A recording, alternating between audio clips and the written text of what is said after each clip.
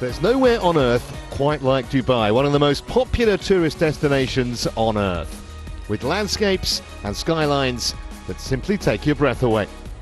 On the southeast coast of the Persian Gulf, it's one of Asia's most glittering jewels. Not that some of the greatest athletes on the planet will have time to enjoy the scenery. For them, it's strictly business for the 19th Dubai Marathon, the start of which is just moments away.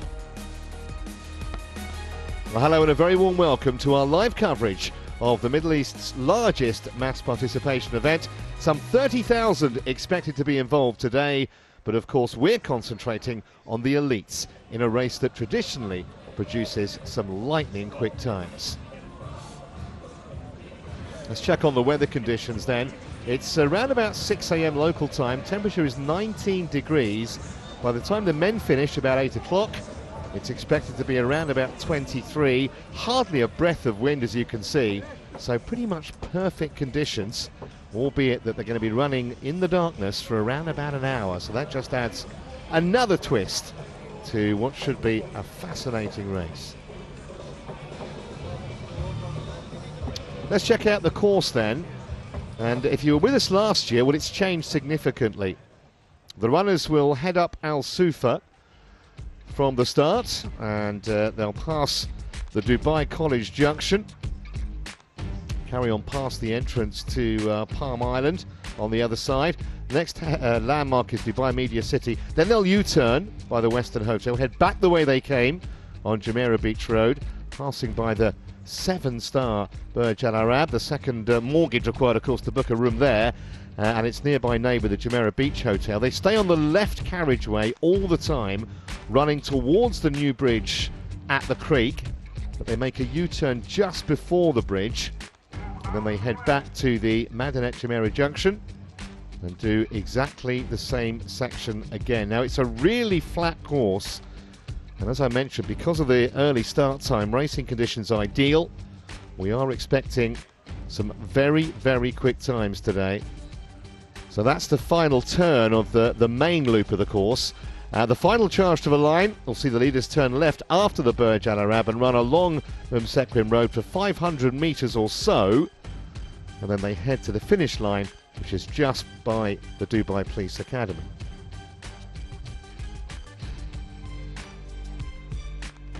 Now, in addition, of course, to the elite races, we've got arguably the strongest ever field in the wheelchair event, which is about to start.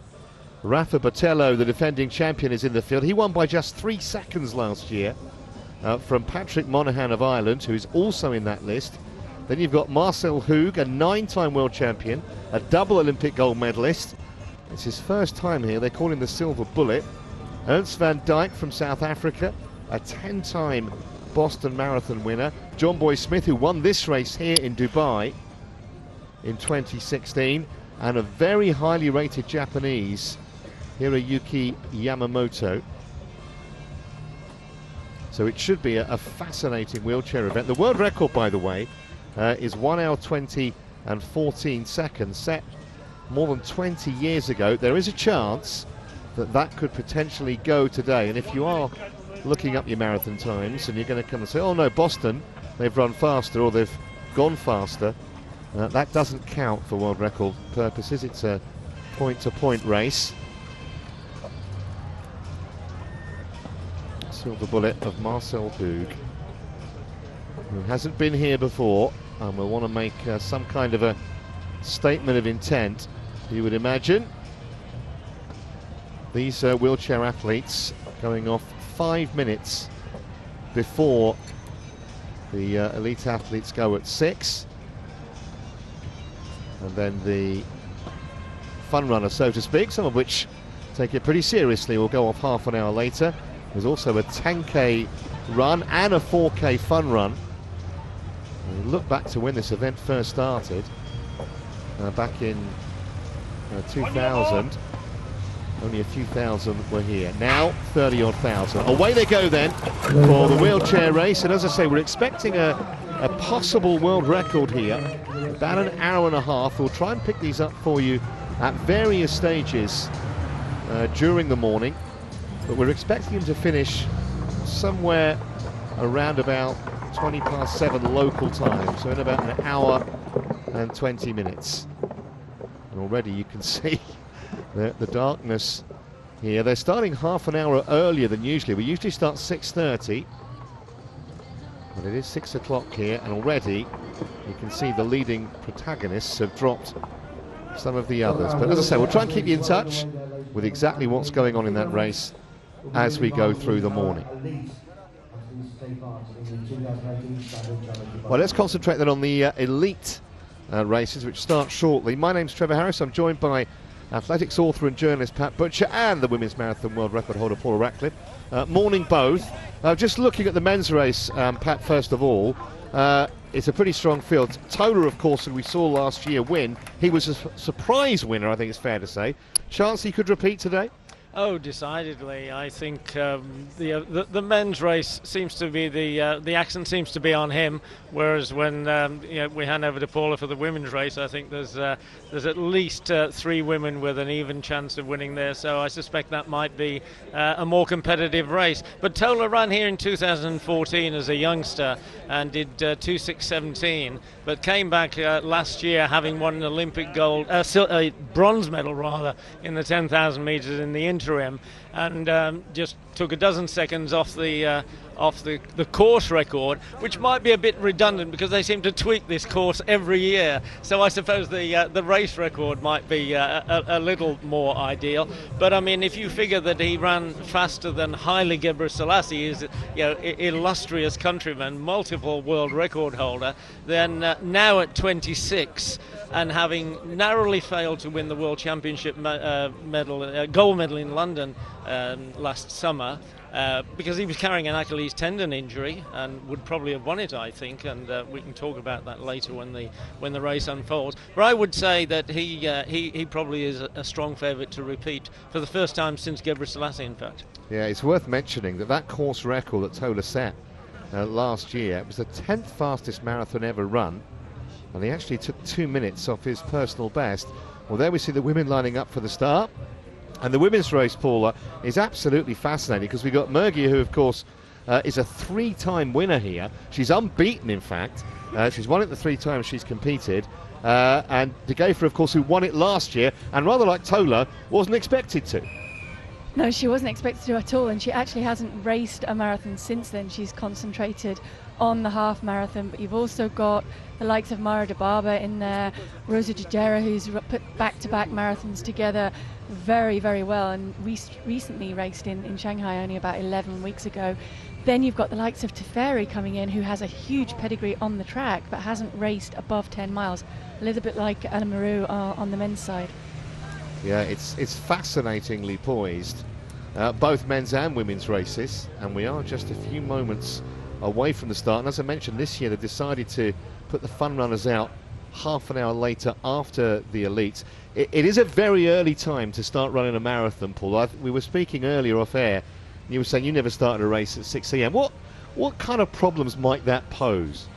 I think for the Ethiopian and Kenyan athletes, maybe less of a problem because they are used to training very early in the morning. They'll go out often at 5:30, 6 a.m. for their training runs to get those done. But the biggest problem for the marathon runners, I think, is managing your eating and your fuel loading in advance, because when the start's going off at 6 a.m., some of these maybe wanted to get up around 2:30 to eat, or may have decided just to eat big last night and then try and sleep through. And just moments before the start, what kind of thoughts are swirling around your head? Because you've got to presumably shut everything out and just concentrate on what you want to do.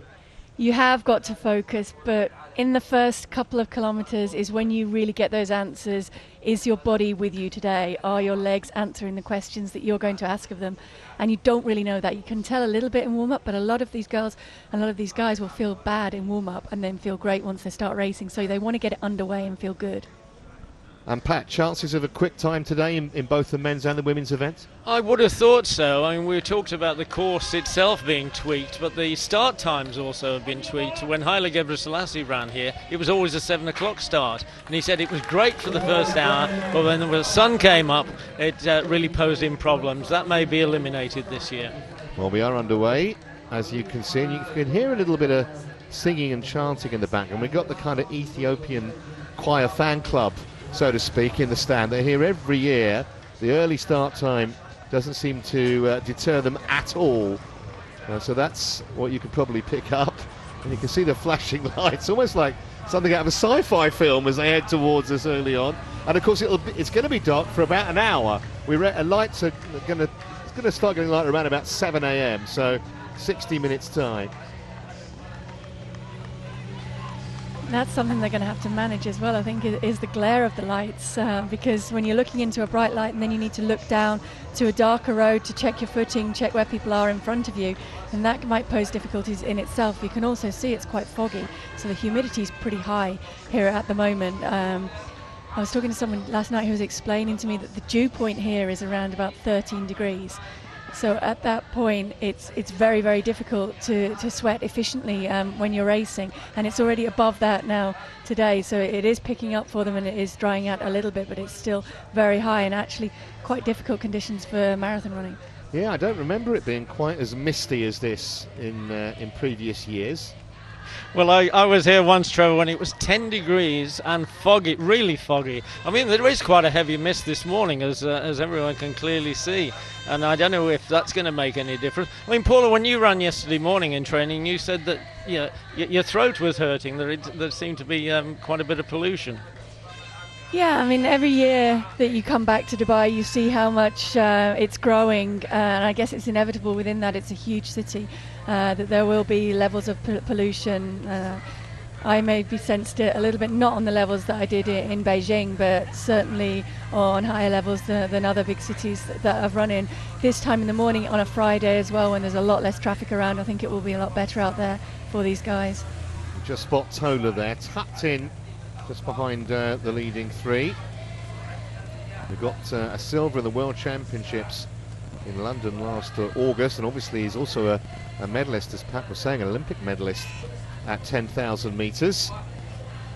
And I guess the key thing, as well as focusing in the early stages, Paul, is just keeping out of trouble. We've had incidents before where there's been problems at the start and very early on. You want to just make sure you veer away from any of that. You absolutely do, and maybe that preempted the decision to set off the elite this year an hour ahead of the mass race, because there was that little tussle at the start last year, and Bekele ended up going down, and that was pretty much race over for him. So in this way, they get underway, and they've only really got probably less than 50 athletes on that start line to worry about, and it's quickly thinning out and spreading out, and they're starting now to concentrate on just getting themselves settled into that rhythm, not using too much energy early on. You can see the three pacemakers basically doing their job perfectly with a wall in front there, and the other runners just settling down behind them. Can't really assess too much of who's in that pack around them because it's dark, so they really are just concentrating on just making sure they're in their right position and they're starting to feel their way into the rhythm. You can see that the street lights are providing a decent amount of light there, and they also have a bike in front of them this year. There is no blue line or white line or any coloured line designating the shortest route on this Dubai course. They actually follow a cyclist who's dressed in blue, and he measures the course and knows that shortest line, so they'll be looking out for him, or the pacemakers will certainly be looking out for him. So they've gone through the first kilometre in 2:56.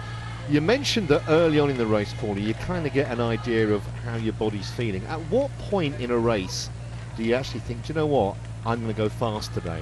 Is it at this kind of stage, or halfway, or is it a plan that you even think about a day before, a month before? How does it work? It's definitely something I think you think about within the race, but inside that I think it's very unique to each athlete. I like to get to halfway and then really put the hammer down from halfway. I always felt that for me it was easier to run negative splits in a marathon, and better to run fast that way. So to get to halfway feeling good and then push on from there. But you know you're feeling good in the first half, but it's about keeping a lid on it and controlling it. So the pacemakers out front, and I'm sure they're appreciating the fact that they're out on their own, so to speak. It is the loneliness of a long distance runners, plural, with the fun runners waiting in the wings, so to speak, for their turn a little bit later. And they're not doing a bad job now. The pace asked for was 61.30 at halfway, which is 14.35 through 5k, and they've gone through 2:56, so they're 1 second off. Well, we'll let them off with that one at this stage. I think they're doing a good job. What you don't want to do is go too fast in the early stages. Better to be a second or two back and then to make that up later on. Yeah, the tactical battles between the likes of Tola, Lemmer and Gesse will no doubt be played out a little bit later in the race. We've also got Geremu in the race, another Ethiopian, who was a late entry, and he's actually, he ran a personal best of 2:06.12 last year, and that was only his third ever marathon. That was in Berlin in September, so he's 25. There's a little bit of promise there. Yeah, I think that's what Dubai is really known for, is guys coming out here, and girls, and really making it a huge breakthrough.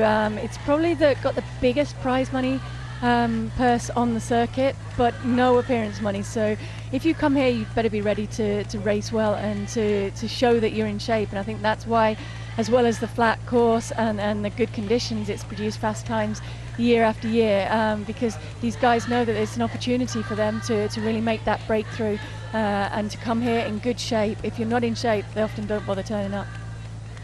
Well, what's interesting is 2012, 13 and 14, the race was won by a debutant in the men's, on the men's side on each occasion. And my goodness me, that's a slightly faster second kilometre that Paul is just indicating on screen. So yeah, every race director and race promoter wants to think that they've got a world record course. This certainly is a world record course, and it's going to depend very much on how these guys work together and how the weather conditions pan out. But at the moment, it's all looking good. But just to go back to those debutant winners, some of them go on to greater things, and others seem to disappear. I mean, the course record prior to Tola running 2:4:11 last year was set in 2012 by Ayeli Abshiro, 21-year-old. He did 2:04:23 out of the blue. He and two other very fast Ethiopians got selected for the London Olympics. None of them finished the race, and he has seemed to have disappeared. Whereas Tola, in contrast, almost won. But for that injury, I don't know if you agree with me, Paul. At 35k, he looked as if he'd won the World Championships in London last summer.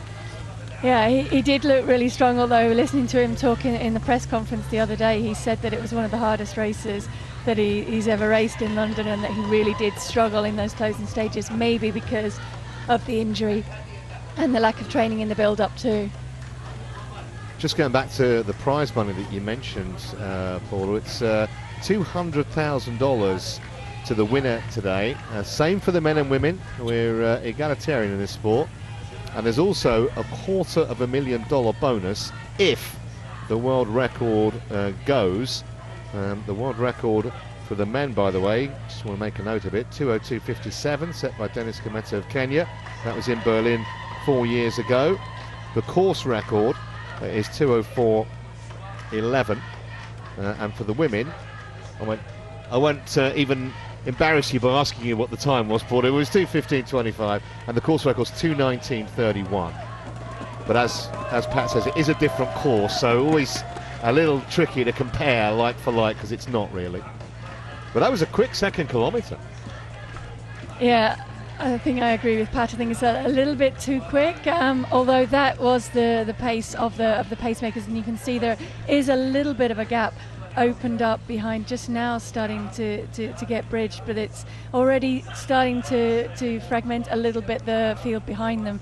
They know that it's fast. These guys will be very in tune with their own bodies, the paces that they've trained at, and a lot of the ones who got slightly burned in the past maybe came here last year, went too fast in the first half. Tola was the only one who was able to hold it together anywhere near well in the closing stages of last year, so a lot of those guys will have learned those lessons, and you can just see their third kilometre has popped up 2:53, so it's still very, very fast. They have scaled it back a little bit, but there's probably been some shouts come from behind as well, ease it back. Interestingly, these are 3 Kenyan guys pacing for majority of Ethiopian guys racing today. I don't know whether that's significant or not, but the world record is held by a Kenyan. Indeed it is, and in fact only Kenyans and Ethiopians have ever won the men's race. 7 Kenyans and 11 Ethiopians, and when we showed you the start list at the beginning of the show, that list obviously dominated by runners from those 2 particular countries.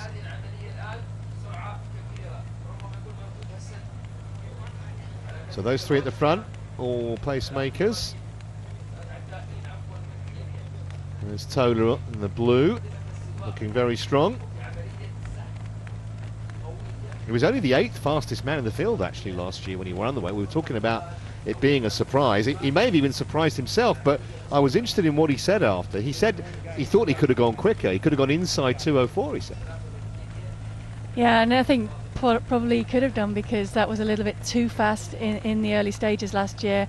And if he'd gone through, say, in 62 minutes at halfway last year, maybe he could have run faster, but it's easy to say that afterwards. It's what you do on the day and that really counts. And it's actually Ronald Correa of Kenya who is sitting in behind the 3 Kenyan pacemakers at the moment, and then Tola and Tura, they're just tracking him behind, but allowing a little bit of space to open up, which indicates that maybe they recognise that it's a little bit too quick in these early stages and they don't want to get carried away too early. Yeah, Correa's got a personal best, 2:07.26. That was in Frankfurt a couple of years back. He had an in and out 2017, probably fair to say, but he did finish 3rd in Madrid last year. Well, I think it's worth mentioning in the last 5 years, only once has the men's winning time been outside 2:05. It's a very, very fast course, just to underline how fast this is. And why is that, Pat? Is it a combination of the surface, how flat it is, the conditions? Well, it's probably the best road surface I would think anywhere in the world. I don't know if Paula, you've had a chance to run on any of this course, but I mean, even driving, you can see it's almost as if the roads are tailored like good lawns. You know, a bit like this is a Wimbledon, if you like, of marathon courses, or certainly surfaces. Yeah, I think the only course you could probably compare it with in terms of the road surface is maybe Berlin, but it's definitely manicured out there, and it's smooth. You'd be hard pushed to find any pothole or anything in this road, and it's not concrete, which is significant. We see the 4th kilometre, they've settled down back now into that 2:56, which is better, and there's probably some relief in the pack behind that's eased back to that pace. They do see the clock on the car in front of them, so every kilometre they will see the previous kilometre or the kilometre they've just passed flash up on the car in front of them to give them an indication of how fast they're going. There was some debate over whether they would get shouted out to them, the splits every kilometre last night. I'm not sure whether that's happening or not, but certainly they will see the cumulative time and the individual kilometre splits. That's Seifu Tura on the right hand side of your screen in the orange, running alongside Tola, who's one of the youngest in the field. Is in his early 20s, hasn't got too much marathon experience, but he was 2nd in Seoul just a couple of months ago. In fact, he ran inside 2:10. I mean, just to go back to that lead car, which is showing the runners the cumulative times, I think it's also got a facility for showing them what that means the finishing time would be. So, I mean, they should be getting a lot of very good information out there. Well, we've seen every time we look at those pacemakers, we see them every kind of 10-15 seconds just glancing down at the watch. So they're clearly taking their duties very seriously, as they should, to try and set up as fast a time as possible here. I mentioned sorry, Pat. I mentioned Paul Tura there, the youngster. What do you think is kind of the prime age? When are you at your peak? I know I'm asking you these difficult questions, and you're grinning at me. What's a peak age for your average marathon run? Well, again, I think it's very individual. It used to be that the marathon was an event that you would move towards the end of your career. So you would race first on the track and gradually progress up the distances, a little bit like I did. So I was 28 when I ran my first marathon, 29 when I ran the 2:15 in London. But now you see people coming straight to the marathon and almost skipping that phase of racing over 5,000 and 10,000 metres and half marathon, and people making debuts. I think we've got an 18-year-old making a marathon debut here today. So it can really, really vary. I think the significant thing is more that I believe you have a certain number of top class marathons in your legs. So whether you start that at 20 or whether you start that at 30, that's going to sort of signify how long your career is probably going to go on. And if you race hard and you race often, then you're going to have a shorter racing career than if you race less often and maybe don't push it right to the well every time. Well, that ladder on screen, you can see that all of the top hopes, top favourites are right in there behind the pacemakers, if a few metres behind. But at an accelerated pace like this, it's hardly surprising that they're staying off the back of those pacemakers. Just going back to what we were saying about age, Paul, because it works into this quite well. Mo Farah has been so successful, 5,000, 10,000 metres, had a stellar career. He now is going into marathons. The fact that he's run 5 and 10 for so many years, does that possibly take something out the legs? He was just talking about it, or do you think he can have a phenomenal career over this longer distance? It's a good question, because I think that, in all fairness, for Mo Farah, he's shown that he's the best in the world over 5 and 10,000 metres, double Olympic champion, how many times world champion. He's put those races back to back, and he's shown that he is the best in the world right now over those distances. He hasn't shown that yet over the marathon, and he is also world class over 1,500 metres. So to have that range from 1,500 metres right up to the marathon is a very, very big ask. I mean, we see Completa Burka running out here. She's run 3:58 over the 1,500 metres on the women's side, and only so far 2:26 at the marathon. So it is a big jump, and the style of running, the efficiency of running is very different. So Mo's aware of that, and I think he's more relishing the challenge of the fact that it's a distance he can sort of get his teeth into something fresh and see how he is at that, and take the not the staleness, but I think he just felt that he'd done everything that he could do on the track, and now he wanted to take on a new challenge. Well, time will tell. You can see on screen there, they're 10 seconds inside world record pace after the first 5k. Is that a bit quick, Pat, do you think? Well, I mean, as Paul indicated earlier, it's well, certainly that second kilometre was a bit rapid. I mean, it really is too early to tell. You know, when the current world record was set, they did go out at a very frantic pace, but then dropped off in the middle of the race to something which was quite sedate, but then came with an almighty sort of last 5-10k. You really can never tell. I know you've been following the sport for many, many years, Pat. What's your view on Mo Farah and his marathon potential career?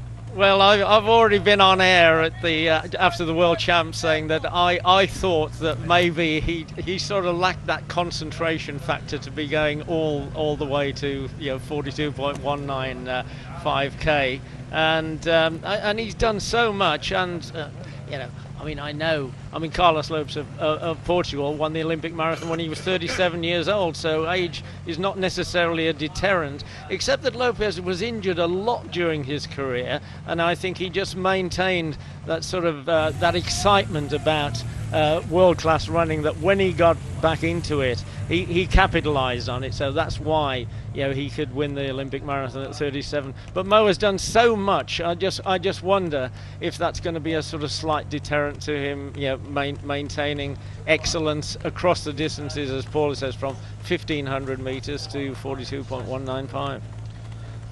So the 6th kilometre, 2:57, so they're still inside world record pace.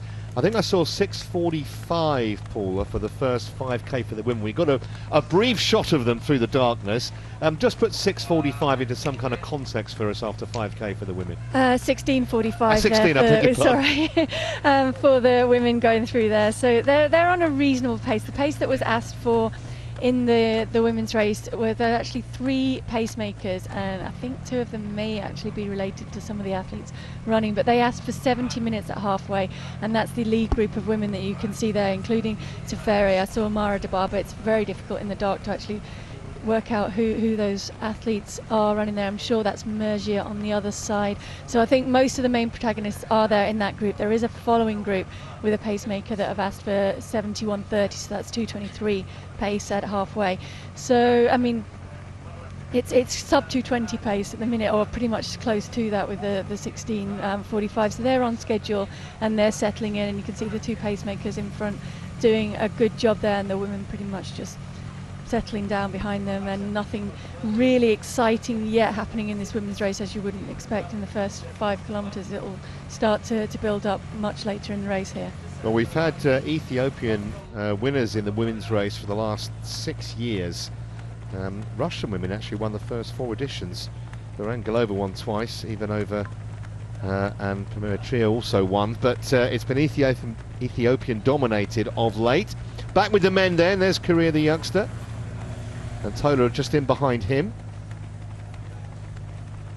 Well, just to pick up on that point, Trevor, I mean, in the men's, I think it's 9 out of the last 10 years has been won by an Ethiopian, and there is actually an error in the program. The Ethiopian women have won the last 10 races.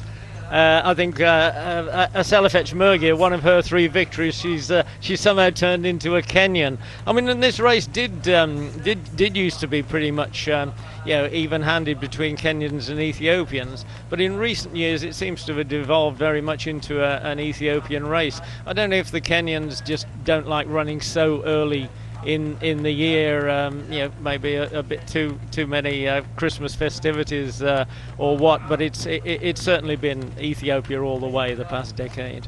It's Fakadu Haftu in the middle of your screen, another Ethiopian who's 23, just coming up 24, and he broke 60 minutes for the half marathon in Valencia last October, 59.22. That was the 8th fastest time in the world. He was 3rd in that race. 8th fastest time last year, of course, that means. But there are several runners in both the men's and women's race who are kind of coming from half marathons and blooding themselves in the full distance in Dubai.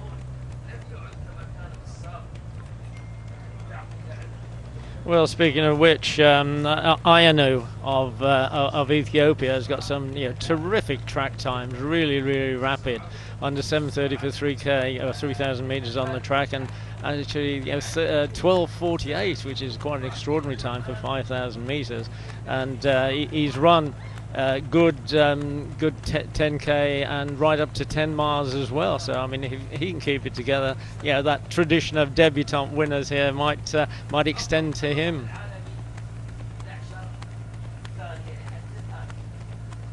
In fact, Paula, I was interested when you ran your race. You obviously had some male pacemakers. I mean, do you talk to him? Do you tell him to sort of slow down a bit, speed up a bit, and or what? How does it work?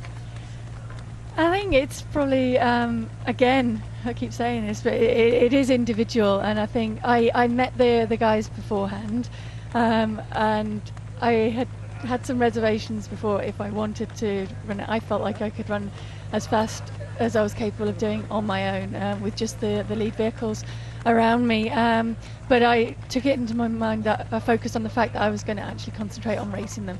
So I remember clearly when I beat one of them because they dropped out around the Isle of Dogs, and then I remember at the end being very frustrated that the other guy, Christopher Candy, had actually outsprinted me because we'd gone up different finish lines, and so he'd managed to get a second quicker than me at the end, which I was quite annoyed about, because if I'd have been racing next to him, I definitely tried to race them and was conscious of the fact that people were going to say, oh, you've sat in behind the pacemakers the whole way, and so I ran alongside them and tried to run alongside, but I didn't really talk to them. No, I don't usually have that much energy for talking to anybody during the race.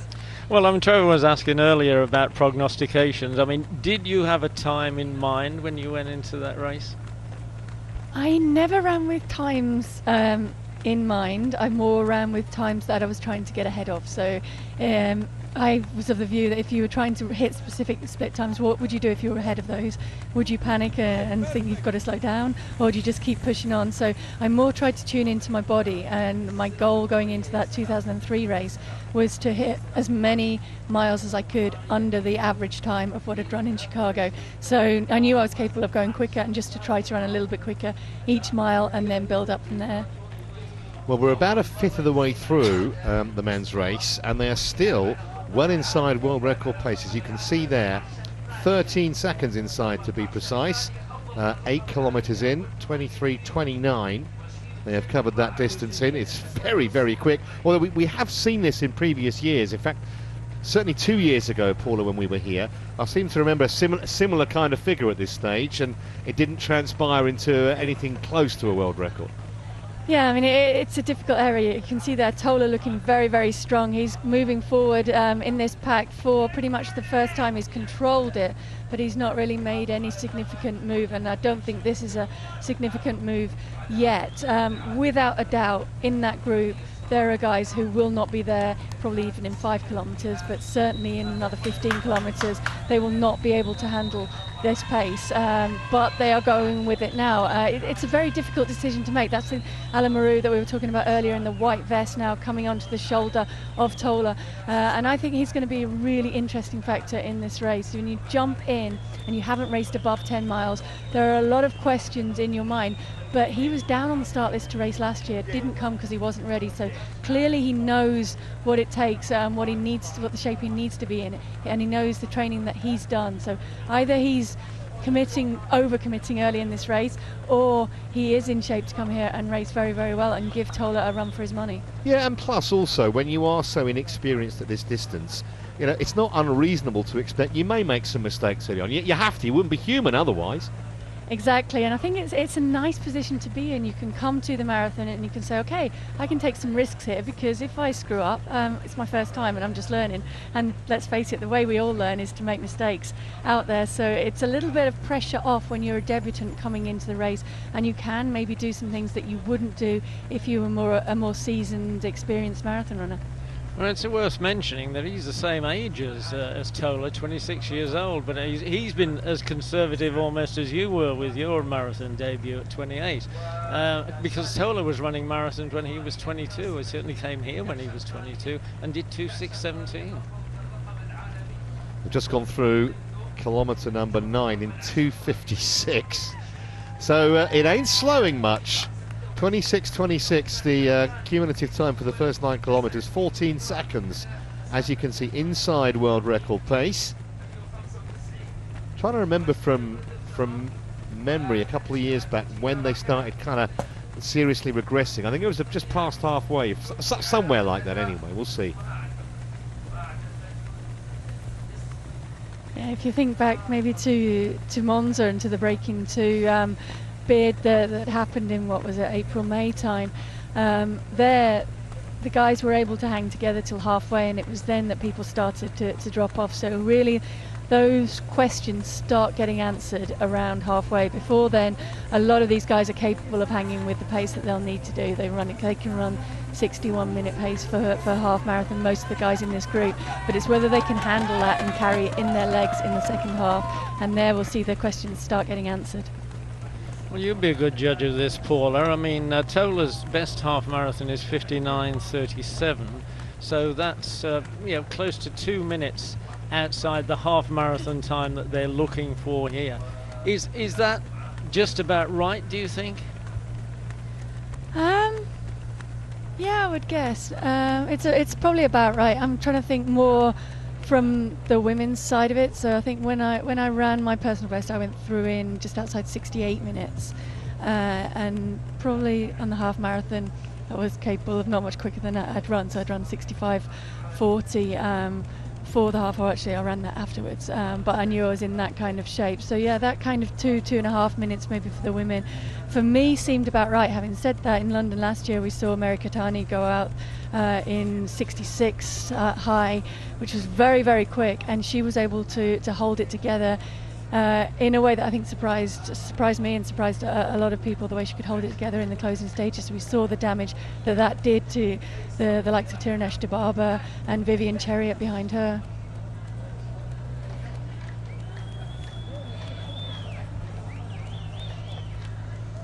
So 10 kilometres in then to this men's race. They've been running in the darkness for the best part of half an hour.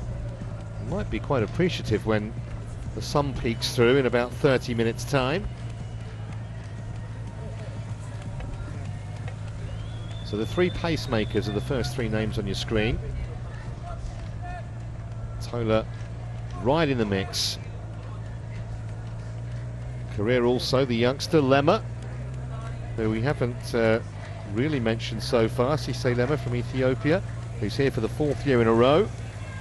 Was 5th on debut actually a few years back, then 4th in a personal best. He's run just over 2 hours 5 minutes, and he was 3rd last year, so that is progression. 5th, 4th, 3rd. So he would expect to potentially get on the podium today, or at least have a very good chance of it.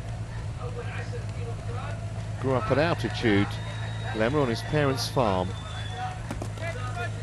Well, I think most of the guys here grew up at altitude, and that's probably significant. People often ask, why do the best distance runners hail from Kenya and Ethiopia, and I think it's a number of things, but one significant factor is certainly that they're born at altitude, grow up and train at altitude, eating a diet and living a lifestyle that's very conducive to running well over the long distances, and also the fact that the culture, the number one sport in Ethiopia is probably marathon running, or is certainly distance running, and in Kenya too, and that's not the case if you go to many other countries around the world. That 10k time, 29:07, is 16 seconds now up on the pace that Dennis Kimetto ran when he ran that world record in Berlin. So it's very, very fast. Is it too fast? I think it probably is at this stage, although you can see the gap back from the pacemakers to the main pack is starting to grow. So the main pack are starting to realise that, hey, this is a little bit too quick, guys. Can we sit back off this a little bit, please? And they're hoping that by then letting that gap open up, the pacemakers will realise and will just scale it back a little bit. Well, presumably they do look behind them from time to time and see what's going on. There we go.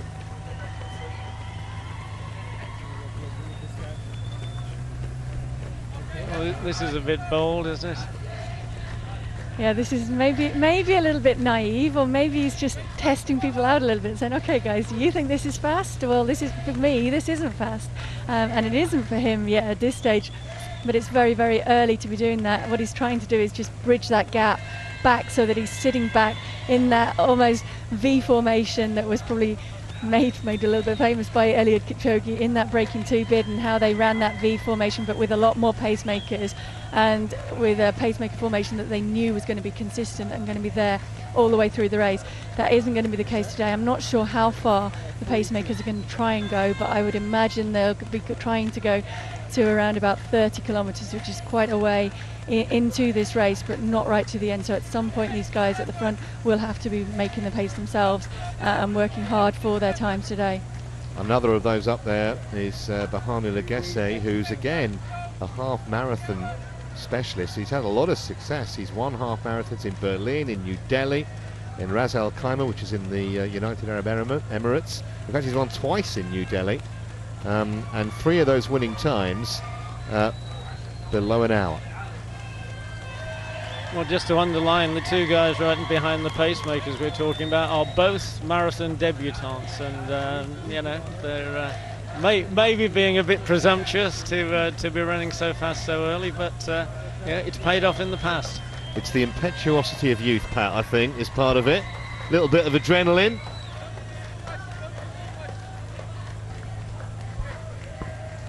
And the experience of the likes of Taylor in behind is not going to be phased by that. I don't think he's going to be particularly concerned that 2 young marathon debutants are trying to put the hammer down after 10 kilometres. No, I think he's probably concentrating on just sitting back a little bit, just letting the race unfold around him. He doesn't need to worry about trying to chivvy the pacemakers along at any point. If he wanted to come here and run fast, he's getting that, and he can now just sort of allow the story to tell itself, and allow the people coming in to make their mistakes around him, or to commit themselves and show the shape that they're in. And he needs to just take it in as the other guys do in that group and get some idea. We've lost picture there, so hopefully we will get those back as soon as possible.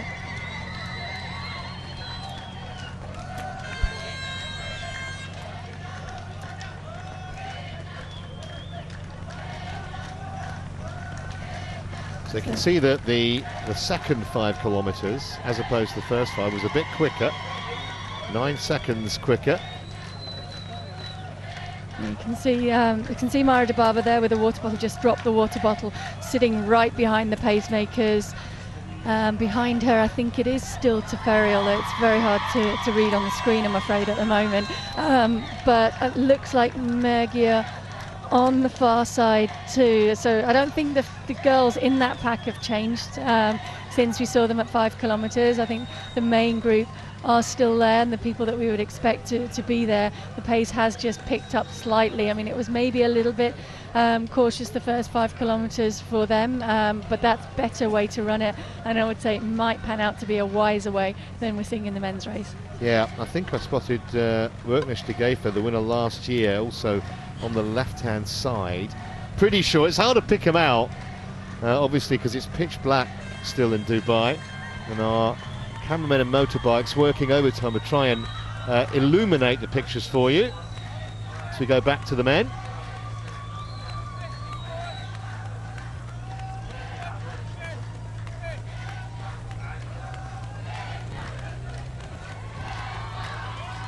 Tola looking really relaxed. You have two in behind him. 21 seconds inside world record pace, 12 kilometres in. They are not slowing down.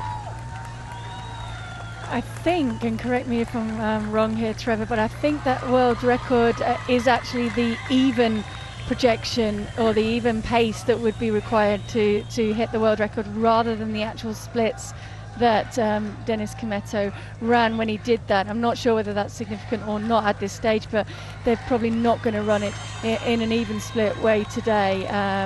Certainly the way they've committed early on. I'm just looking now to see if I can see where Alan Maru has gone. He is further back. He is still in there. He's just dropped further back down that pack, and it's now Tola who's reasserted his dominance at the front of the main pack of racers in this field here today, but already starting to thin out a lot. Yeah, so it's a little brief sojourn towards the front for those two. They've now dropped back into the main little bunch, just behind the likes of Tola and Haftu. And Korea on the well, kind of in the middle now in the orange vest.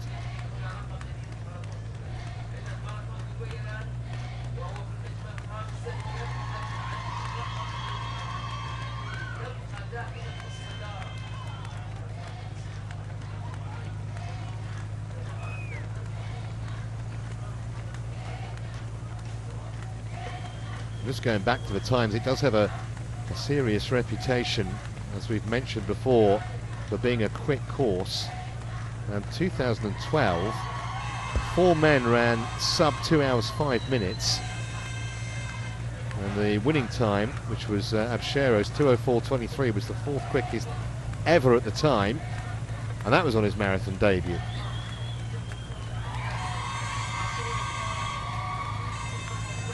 Same year, it was the first time that the top 3 in a women's marathon had all run sub 2:20.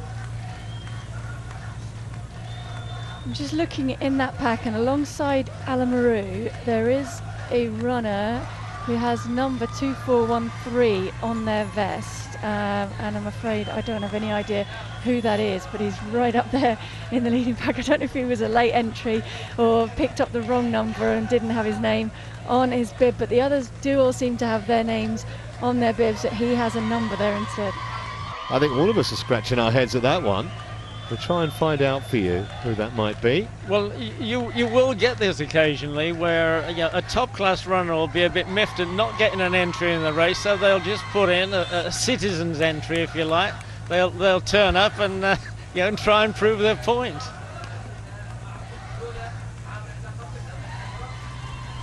.251.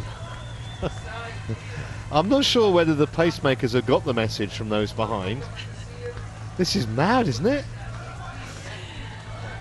At this stage, it's very foolhardy. You can just see Kipyego there checking his watch as if to say, oh, have I looked at that wrong? Maybe he's missed a digit of the times that he's aiming for. But certainly there is a gap behind a cushion, if you like, where these guys are maybe trying to say you're going too fast, back off a little bit. It is a difficult job to pacemake, because you've got to be aware of what's going on behind you. It's not about you and your body and how you feel racing. It's about judging how the guys behind are doing and what they want from you and doing the best job possible. And it's a big technique to master. And I think that's why we see the same guys often time and time again come back and do pacemaking jobs. Or we see guys who, ahead of their marathon debuts, as it were, come and just try their hand at pacemaking first, just to get a feel for the pace that people want to run at or are prepared to run at in the first half of the race. Well, I think it's worth saying that Kipyego is a terrific half marathoner himself. He's run 59 minutes and 14 seconds, and anything under the hour is, he's really, really world class. But what will happen is that he may not be on optimum form, so his agent or his manager will say, here, do a bit of pacemaking for us. You know, you'll get a bonus, etc. Especially if a fast time, a course record, or even a world record is run. But in contrast, one of the other pacemakers in there, Kibitok, his best time is 61.50 for a half marathon, and they're running 61.30, or they're heading for 61.30. So he's close to his best, whereas Kipyego is a couple of minutes outside his best. Maybe that's what happened. He's going for a PB. Yeah, he didn't quite read the brief correctly, maybe. Just worth mentioning, we've got a lot of the fun runners just jogging towards the start. We'll there you go. They've been no doubt training and preparing for this for, well, hopefully for quite a while. Otherwise, you know what they say, fail to prepare to fail. But they're raising an awful lot of money for charity. A lot of them. There's some corporate competitions within that race as well. So we wish all of those well. Well, it might be an amusing anecdote for us. It certainly wasn't for Kenenisa Bekele last year, but one of the reasons that these two starts have been separated by an hour this year is that when Kenenisa fell, you know, in the melee at the start of the elite race, the public race, if you like, was off pretty much immediately afterwards. And he said that one of the public runners recognised him, dragged him to his feet, said, "Oh my God, Bekele, go on." So, yeah, but as Paula said, that was his race over effectively, because they ran the similar sort of pace to what they're doing now for the first 5K last year, and he was nowhere near. 26 seconds, so it's just come down a little bit, maybe a little dose of reality. Yeah, significantly there, that 14th kilometre outside of 3 minutes, so 3:01, a 10-second difference from the 13th kilometre. So yeah, I think the memo has been got. Somebody maybe has shouted from the pack behind. Kipyego is starting to break a little bit, Cabruto with him, so they are realising that it's faster than these guys want, and starting to tack it back a little bit to a more reasonable pace. Interesting what Pat was saying, Paula. I guess you've never been manhandled by some guy dressed as a rhino or a big bird on the start line of a marathon, have you? No, that hasn't ever happened. Although I have to say, when I got the opportunity to run in London in 2015 and went off the mass club, the club start essentially, then it was one of the best experiences that I've had running the marathon, because you are in amongst all of the atmosphere, and that's what the guys in the elite race in some sense miss out on, because they don't have that camaraderie around them that you experience further back. But at the same time, they have the full elite treatment. They have their own special drinks laid out all along the course. They have the road to themselves. They can pretty much pick the line that they want to run along, and that's a lot more difficult to do when you're in a mass start with a lot of people around you. Sometimes can help some of the mass runners who don't want to go off too fast, the fact that they are held back by the sheer volume of runners around them. Well, it's interesting, you look at the stats. When this event started in 2000, total amount of runners, and this is the marathon, the 10K and the 4K fun run, fewer than 2,000. Last year that number had risen to 25,000 plus, and this year they're hopeful it might even be up to 30,000. So it has captured the public's imagination in this part of the world. I mean, there's clearly a lot of expats that still run here, but I think the Dubai Sports Council is really making big efforts to get the local population interesting, and not only, you know, from a health perspective, but from a social perspective as well. There are apparently 400 events now in Dubai of one sort or another over the year, and the marathon's just one of 4, I think they said at the press conference, that has got a 5-star ranking. And well, that's not surprising. The marathon has, given the fast times they've produced over the past 10 or so years. So back to the women, 45 minutes in nearly. Still trying to pick him out. There's Debaba, clearly. Yeah, there's De Geef sitting behind her, Tesfaye behind her. On the far side I can see Tedessa, I think, is that Mergia on the far side of Dibaba. I think it may be, but we're starting to get, you can see the sun starting to peak a little bit above the skyline here, and we're starting to get a little more light on this women's race. They don't benefit from the floodlights, if you like, that the men have got around them to help us pick out the numbers, but for them I think it's pretty comfortable conditions right now, although it did start off quite humid and difficult, very dark around the women when they were running earlier on. Well, they've got about another 15 minutes before it's significantly lighter, so you'll get a much clearer view from 7 o'clock onwards local time.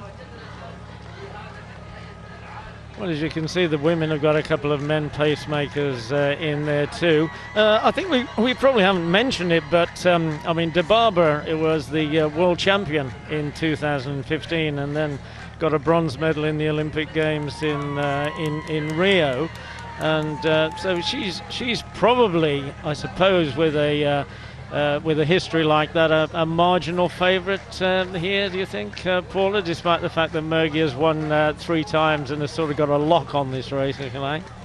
Yeah, I mean, I'm getting a bit better a look now, and I don't think that isn't Mergi on the far side. She's up there, I'm sure, somewhere. I'm sure I've seen her.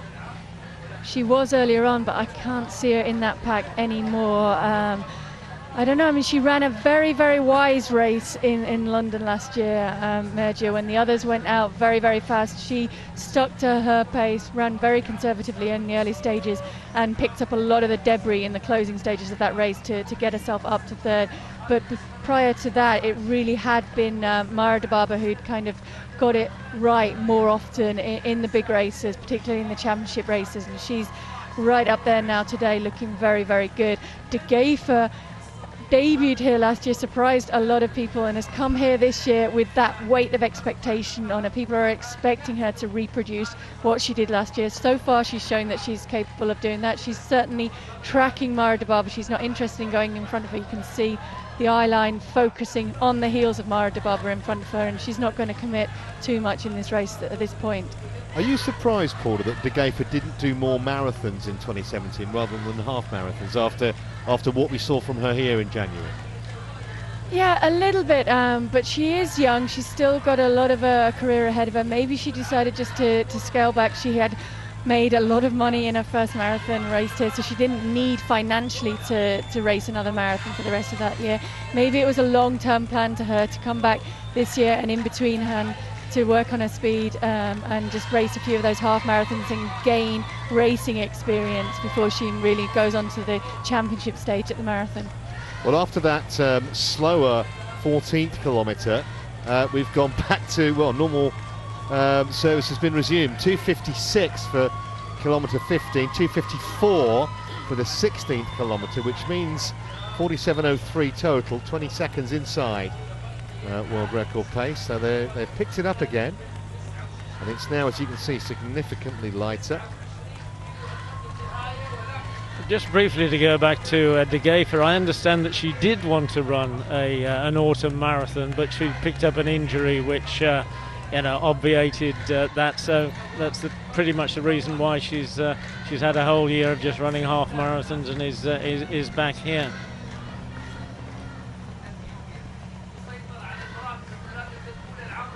Dibaba and De Geefer, just a cigarette paper between them at the moment, those two big names. Looks like dessa on the far side, who was an unknown when she first came here. It was back in 2011, and then she smashed her personal best by more than 6 minutes in that race. And since then she's won in Seoul, Shanghai and in Paris, although she has had quite a few injuries over the last few years, so good to see her back fit again.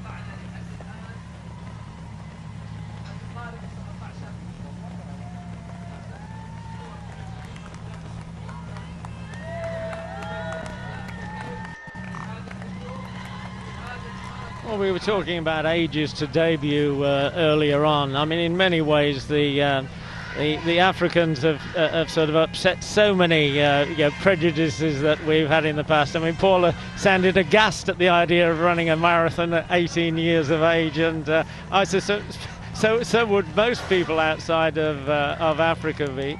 But I mean, a lot of the women here are fairly mature nowadays. They're in their, well, in this race in particular, they're in their late 20s as the dawn really is breaking now, and so is the pace of the women's race by the looks of it. Yeah, I think Dibaba and Degefa, they're deciding with Dessa following them. Oh, she missed a drinks bottle, Myra Dibaba, so she's just gone back for that. It is a technique in itself which some of these women maybe need to practice, to make sure that you are aware of when those drink stations are coming up and that you can move ahead to get that. So what we may have been seeing there was Dibaba trying to get ahead. She was on the wrong side of the road. The drink station tables are all on the left-hand side. So if you're running on the right-hand side of the pack and you're coming up to 5, 10, 15, 20 kilometre, 25 kilometres, you need to start to get on the other side of the road to be able to sight your bottle and to be able to get it without any mishaps. And she didn't quite manage to do that. So that was probably the reason for them accelerating there, was to try and get on the right side of the road to be able to get their bottles, or the left side. So back with the men, kilometre 17, 2:55. So this is starting to get interesting now as we head vaguely towards halfway. 21 Ks will be the halfway point, there or thereabouts.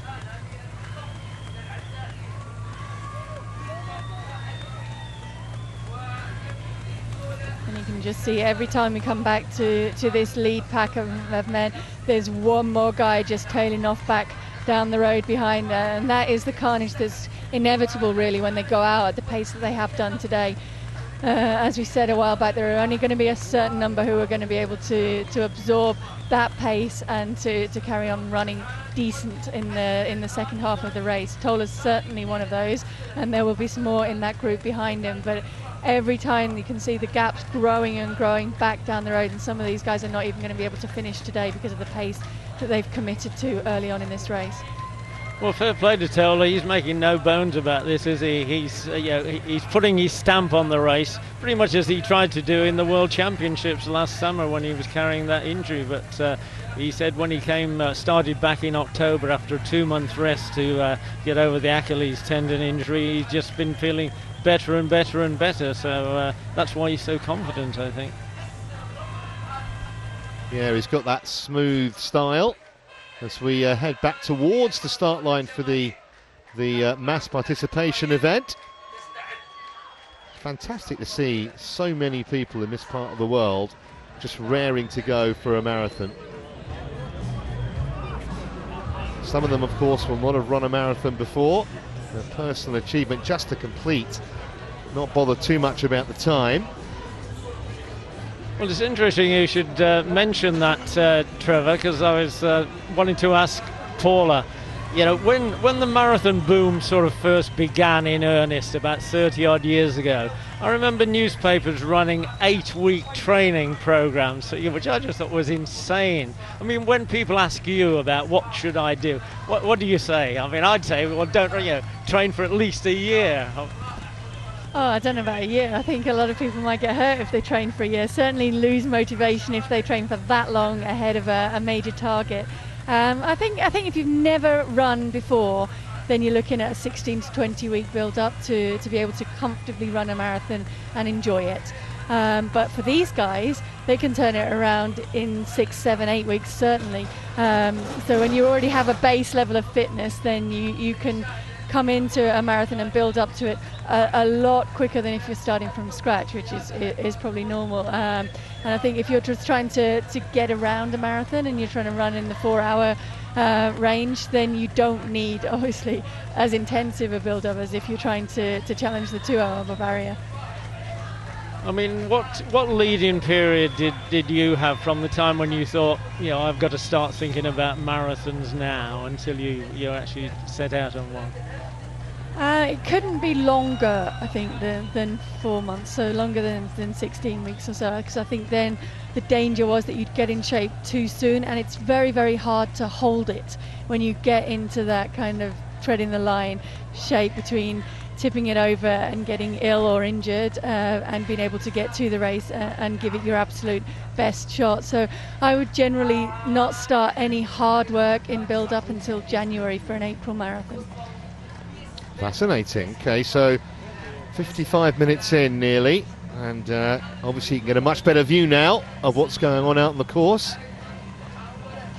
Absolutely pancake flat. It's the odd little rise for a short part of the course to where the bridge has been built, although they're not actually going over the bridge, but it is a slight incline. Dubai there, centre of your screen, looking confident, and right behind her, tracking her every move. Neste won last year.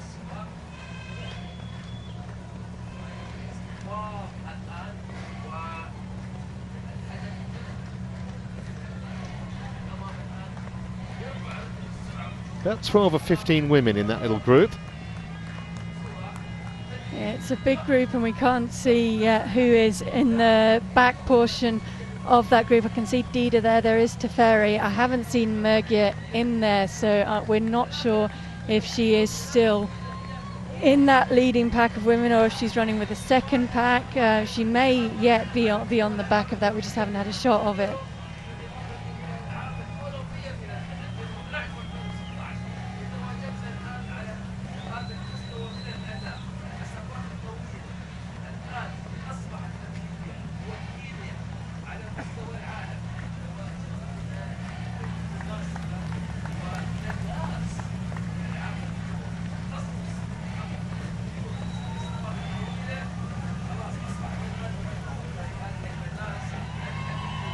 January is actually the coolest month of the year here in Dubai. I heard Pat mention earlier we had some pretty chilly days here. It's not warm, even though it's 7 o'clock, and in previous years it's been distinctly sunny, but not this year. Well, I was surprised at that 19 degrees. It certainly doesn't feel that warm to me. I'd think more 15 or 16. I've worked out, Pat, that I don't know if you agree, as you get older, it feels colder. So that 15 seconds inside world record pace, that's coming down now as the kilometre times go up, per kilometre times go up.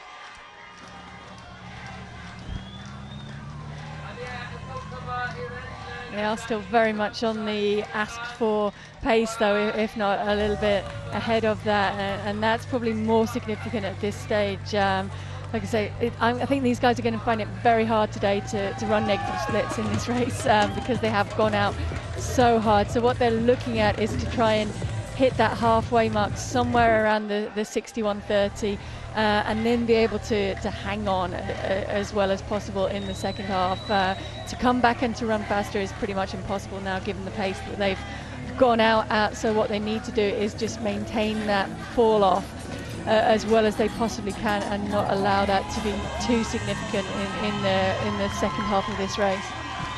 Well, as Trevor mentioned earlier, there's a new bridge along the beach road, and the course has been truncated. Well, not truncated overall. They've switched it so there's an extra couple of turns in there. But you just saw one of them. They're so broad that it doesn't really stop the athletes running at that same pace at all. And in fact, in the past, this long beach road, some of the athletes have said, well, it's a bit boring, So maybe that extra couple of turns are going to help these guys concentrate. Yeah, I mean, it can be difficult. It's one of the factors, I guess, that people talk about also in Berlin and in Dubai is the long straight roads, which enable you to really keep your speed and keep your momentum.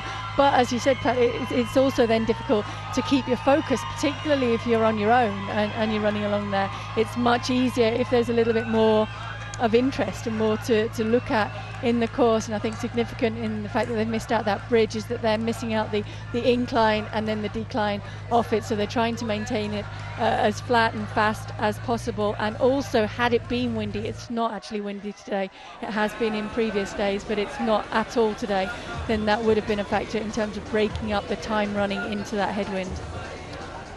So just a few seconds until the mass start. They know they're going to get that little bit of TV time by being front of that group. I mentioned it being boring. I mean, there are some phenomenal sights to look at on this route. When you jog past the Burj Al Arab and wonder how on earth you could ever afford to stay there. But these guys and women just seconds away from their 2018 fitness quest, and I mentioned a lot of them are being sponsored, raising vast amounts for all kinds of charities, and that's another of the huge positives about amateur marathon running.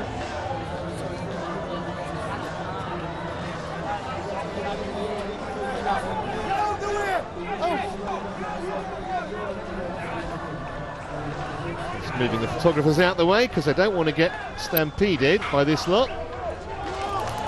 And there they go. It could take anywhere from, 3 hours to maybe 7 or 8 for some of them. 26 miles, 42 kilometres lie ahead.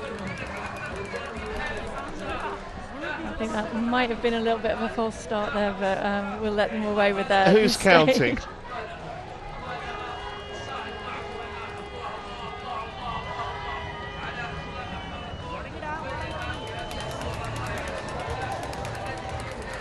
Well, good luck to each and every one of them, and we're going to be concentrating our coverage on the elite events, which, as far as the men are concerned, they're about halfway, just under halfway in.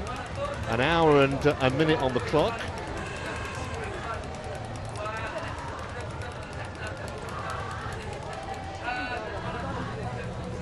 So we're back with the leading women now. I'm just checking on their times. Just under the hour for the first 18 kilometres. Yeah, and that's fast running from the lead women. If you think about it, the 20s are pretty significant. So 5:20 mile in 3:20 kilometres gives you a 2:20 marathon.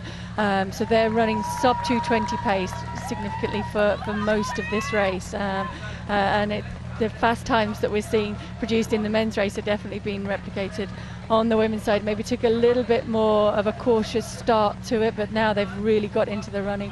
And there's a big pack there together at 2:20 pace, which is significant. Yeah, just a reminder of the women's course record, 2:19.31.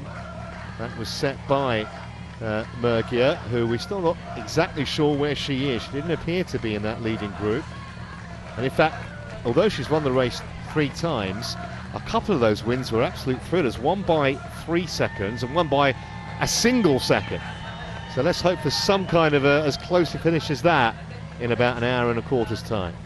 Well, she did say that she was particularly pleased by the 1 second victory, not only for the winning a sprint finish, if you like, but she'd come back from childbirth, the birth of her daughter.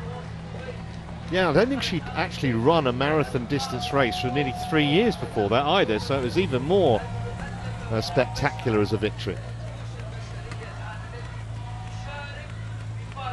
Pacemakers continuing to take them along, but the pace has dropped, as you can see, down to 8 seconds now in terms of a comparison with the world record. 2:55 the last kilometre.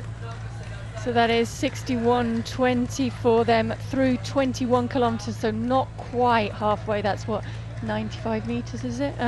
Short of the halfway split, but still very, very close to the time that they were asking for at halfway. And the pack has whittled down yet again. What have we got in there? 2, 4, 6, probably 10 athletes in there, with somebody else just struggling off the back of that group. And then behind that, significant daylight, and you can't actually see a runner back down the road.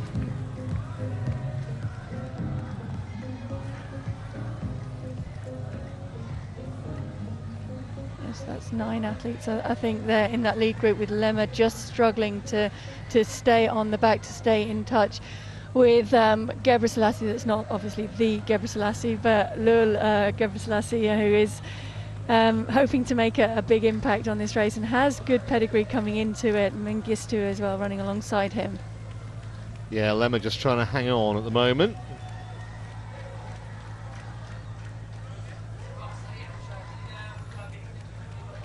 Tola has just hardly moved, has he, since the start? He looks very, very assured, extremely relaxed. Tura also has been right there from the start. And actually, the two pacemakers, Kipyego and Kibito, trying to keep the pace pushing on, and I think that is the other pacemaker, Kipruto, who's dropped back to be sitting just in front of Tola, so actually doing a better job of pacemaking at this stage because he's sitting closer to where the main athletes are.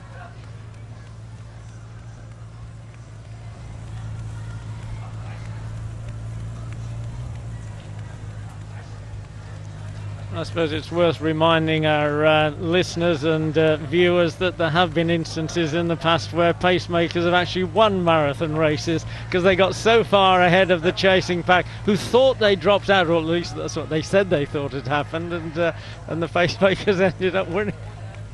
And there is, of course, no rule against that. I think as long as you do the job that you've been asked to do and get the pack through the points that you've been asked to get them to in the designated pace, there's nothing to stop you continuing on and running your race. I think probably the most well known and the first to do that was the guy who almost beat Paul Tergat in Berlin when Paul set the world record and was still running with him through the Brandenburg gates. And in fact only finished 1 second behind him, Sami Koske, and Tergat wasn't very happy about that, despite the fact that he set the world record. I think he wanted to, put it out of sight, if you like, and the fact that he had beaten by one of his mates by just 1 second.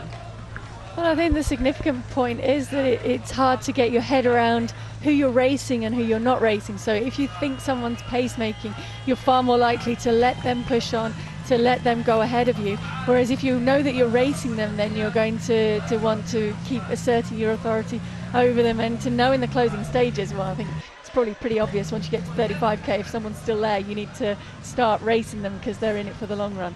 Anyone in running shoes is a potential opponent, I think, would be the safest way to look at it. Just about halfway, just before halfway, to be exact, in the women's race. We're just scrolling those in that leading pack, and I don't think Mergia is there. She is not.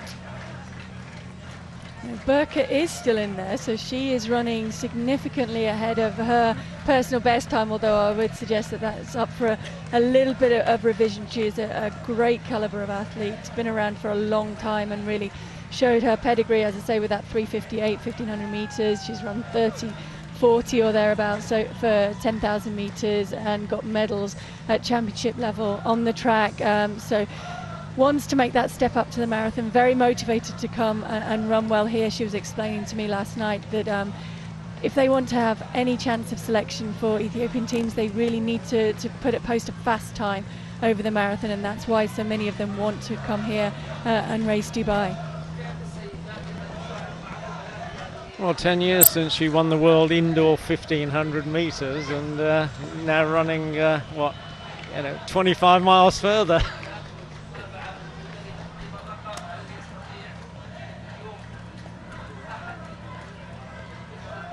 So pretty much all the big names apart from Mergia in that leading group amongst the women. And they look very comfortable, don't they, Paula? That's I mean, it's impressive that they've stayed together in greater numbers than the men have done, which the men's a much more attritional race, as he said, with every time we come back there's somebody drops off the back of the pack.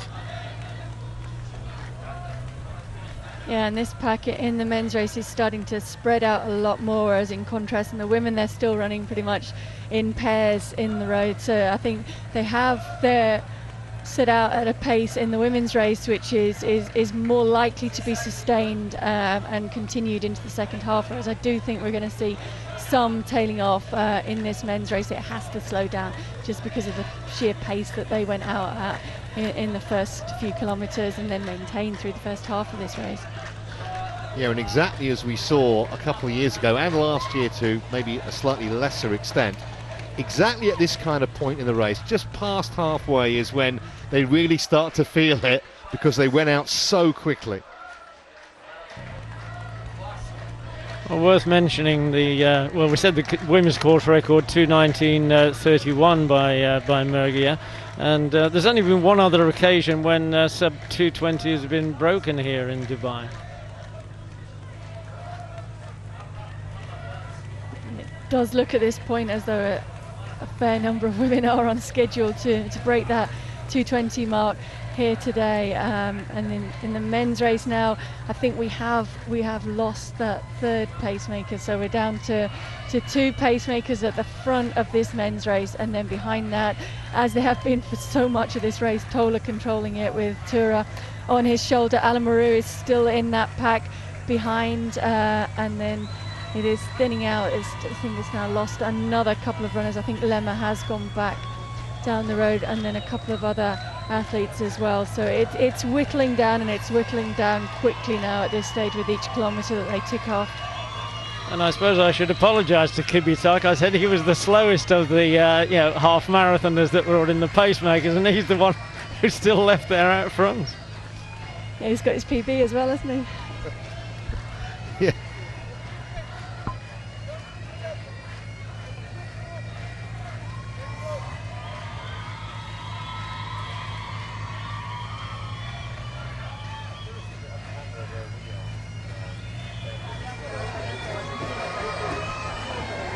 So if you can pick off on our mics, you can possibly hear the standoff. I think we might be getting a bit of a competition here between the local Dubai bagpipes and the Ethiopian cheer squad that you can see on your screen, that have been very loud and very supportive from the off in this race, when there's been very few other people here in the stand. It's starting to fill up a little bit now, and you can hear the bagpipes getting closer.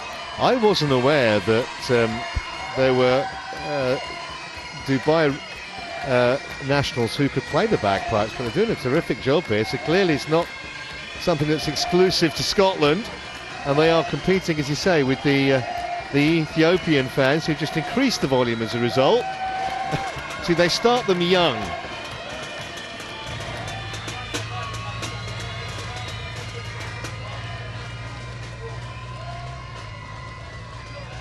So it's down to 7 seconds now inside world record pace for the men, 24 kilometres in.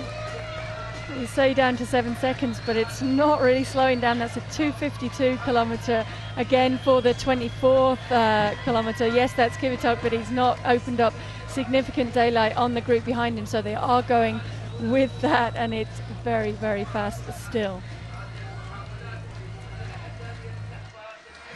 There we go, just in case you didn't believe us.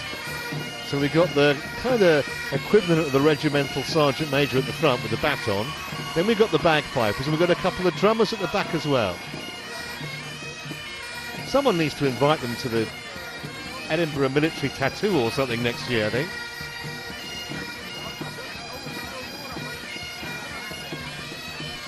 I think that's one of the things you notice in Dubai. It is a mix of a load of different cultures. I think it's something like only around 20% of the population are from Dubai originally. So pretty much everyone welcome, regardless of any kind of musical heritage. Back with the women, there's De Geefer. Looking good, and she's kept Dibaba in her sights pretty much from 6 a.m. this morning, and it's now, what, nearly 7:15. I mean, she does look as if she's concentrating on her heels, on Dibaba's heels. Amazing. Yeah, and Dibaba concentrating on the heels of the pacemaker in front of her, and it's pretty much as you have been for these women at this stage in the race. Every time we've come to them, it has been Dibaba running alongside, I think it is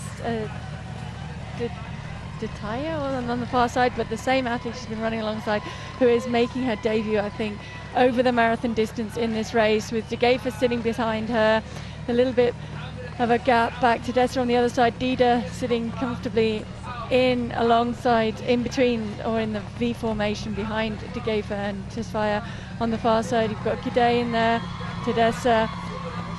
Pace through 21 kilometres was pretty much what they'd asked for, so I think it was round about 69.47 through the 21 kilometres, so would have been just around or under the 70 that they asked for, and then they're settling in, slowed a little bit in that 22nd kilometre to 3:22, but it's still around that 2:20 pace, which is what they're aiming for. And then we'll see some more of these women start to move up. Tesfaye there on the near side, starting to make her move forward in this race, but nobody significantly making any sort of inroads or pushing ahead of the pacemakers at this point, as you would expect, because they're quite happy to be running along at this pace, and they will probably start to pick it up from 25 kilometers maybe.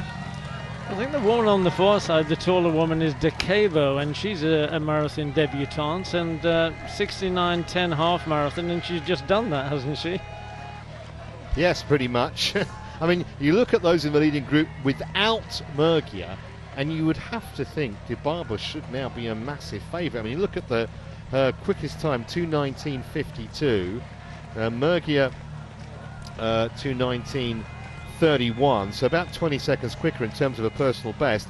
But I mean, De Geefer, who won last year, she's about 3 minutes slower in terms of a PB. So you have to think it's potentially Dibaba's race to lose, even though we're only halfway. Yeah, although if you look at the look of determination on the face of De Geefer, I would say that she's definitely come here aiming to retain her title and to make big inroads on her personal best and big improvements on her personal best. It will have stung a little bit that she ran so well, and then if she was injured and unable to race in the autumn, that will be a lot of frustration to put in your winter's training to come back here to Dubai and see what you can do. As we get an idea now, 2:54 for the 25th kilometre in the men's race, so maintaining that schedule, and nobody else has dropped off the back, so they're all hanging in there for the moment. 2:54 for the 25th kilometre, 2:52, wow. This is really, really quick. Still got around about, even if you take out the pacemakers, 7 or 8 in that leading group. Just a question of how long they can keep this going for. Well, marathon runners will often say that the race begins at 35k, and that's when it begins to get attritional. I'm very impressed with Kibitak. He's really done a terrific job here for a guy that's just set his personal best for the half marathon, and he shows no signs of slowing down.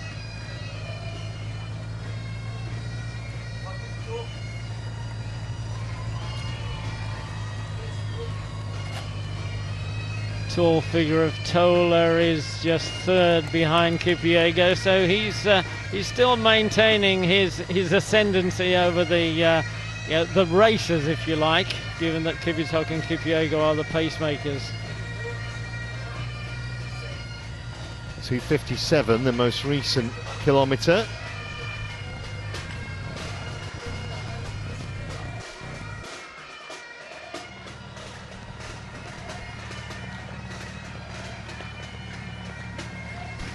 Well, sorry about the picture break-up here. Obviously, a few problems with the micro signal from the motorbikes.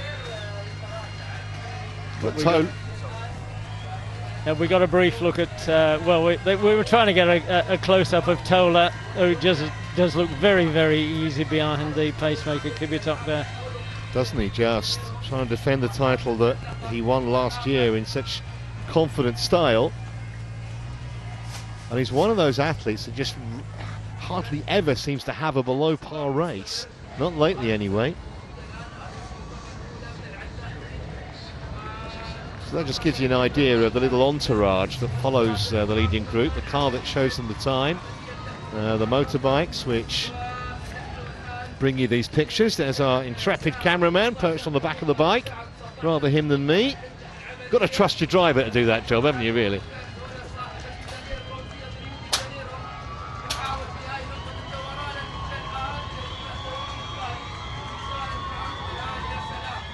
So single file for the men through, well, nearly an hour and 20.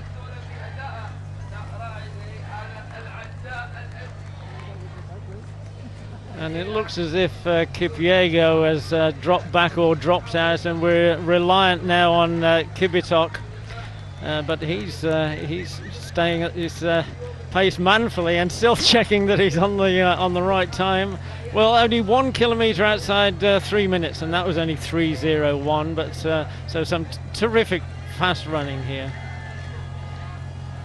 And that is Alamaru now back behind the psychedelic flashing lead car, dropping back down the road, as we see now Marcel, who coming down the straight towards the finish. I can't actually see him from here, so I'm trying to work out how far from the finish line he is, but a very, very quick time, as we had indicated, might happen here today, and seems to be well ahead in this race.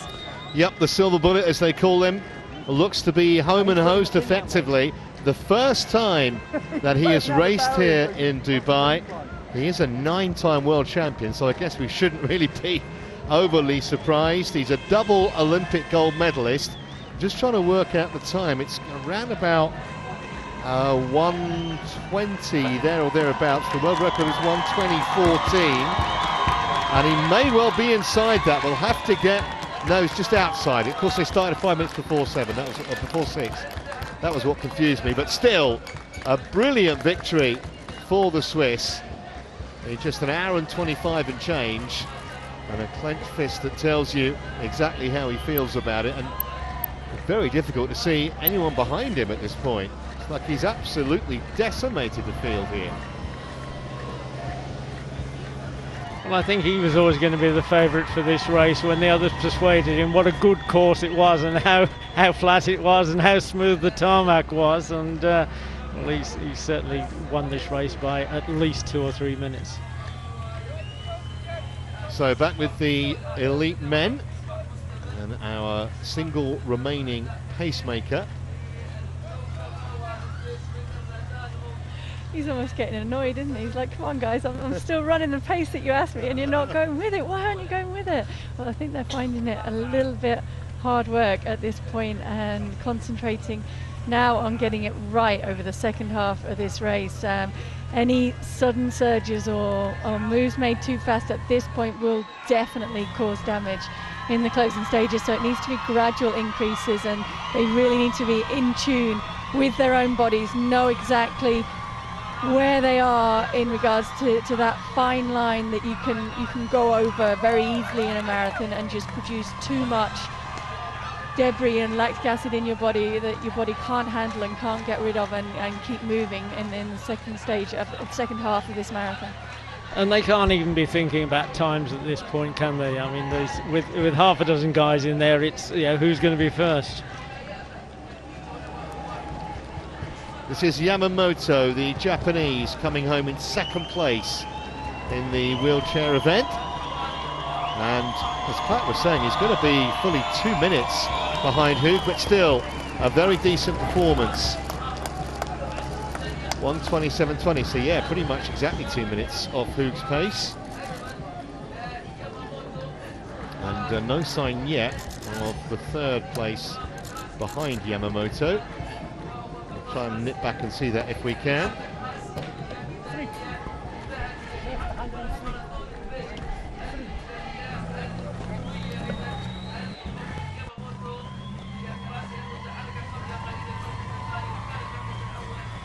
So still, Dibaba in the middle of your shot, and right behind her, the defending champion, Neste, where she's been the entire race so far.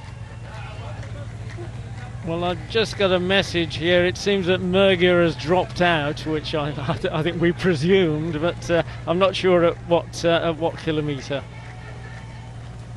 Well, that'll be a big disappointment for her.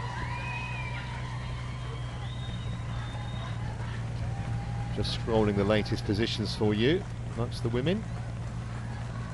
That still is a very big pack of women, as we see Dibaba again struggling to get her drink. You'd think the amount of experience that she had, she would have got a little bit better at finding her drink on those tables. It is the same table for each one, so the athletes at the technical meeting the night before are given a plan telling them exactly which of the, I think 8 tables out there today, their drinks bottle will be on and which position it will be at on that table, so they should be able to get to their bottle and find it fairly easily. You can see some of the athletes will decorate their bottle to enable them to locate it a little bit more easily. The Japanese athletes actually used to put a hoop over the top so they could run along, slide their arm through the hoop, and then keep running and get their bottle. So they were very, very well drilled and well skilled at finding and locating their bottle. And you can see as we look at the Burj Al Arab they're building there, just how much of a haze or mist there is around this morning.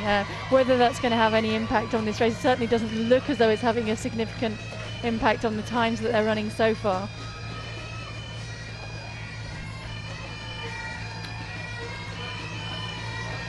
Well, I suppose, Paul, that you were always so far ahead that you didn't have to worry about bumping into people to get your water bottle.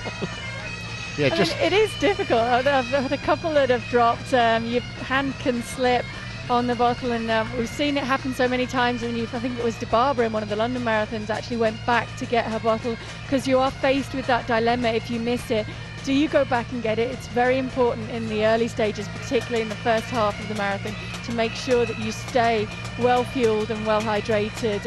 Humidity, as we've talked about, it's not hot out here today, but it is quite humid, so they will be losing fluid. And so trying to keep that on board, it is a skill, and it's something that also needs to be mastered. It's something that the likes of Mo Farah will have to work on as they move up towards the marathon, is getting that drink, being able to drink while running at significant pace, and your body being able to absorb as much of it as you can. Just a brief word, if you have watched our coverage over the past few years, you probably remember some quite dramatic aerial shots that we brought you. Well, unfortunately, we're not allowed to send the helicopter up today because it's just too misty. So although we've got an ace pilot, he is not allowed to get the chopper up. So that's why you're not seeing any aerial shots, in case you were wondering.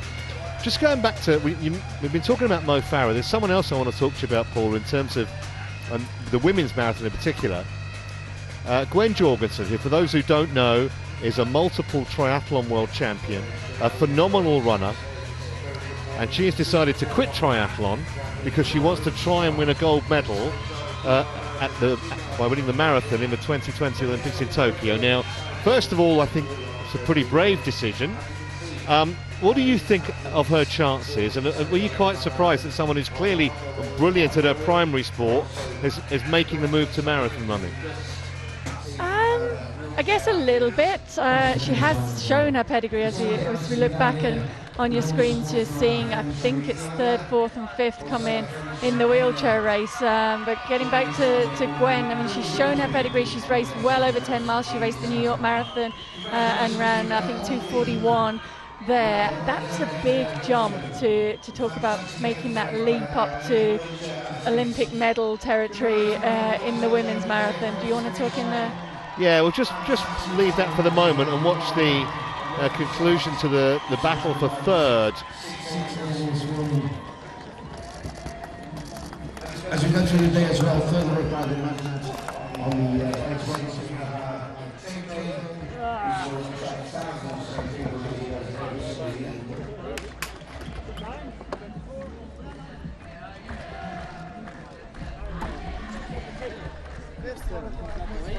You? So Ernst van Dijk it is, finishing third.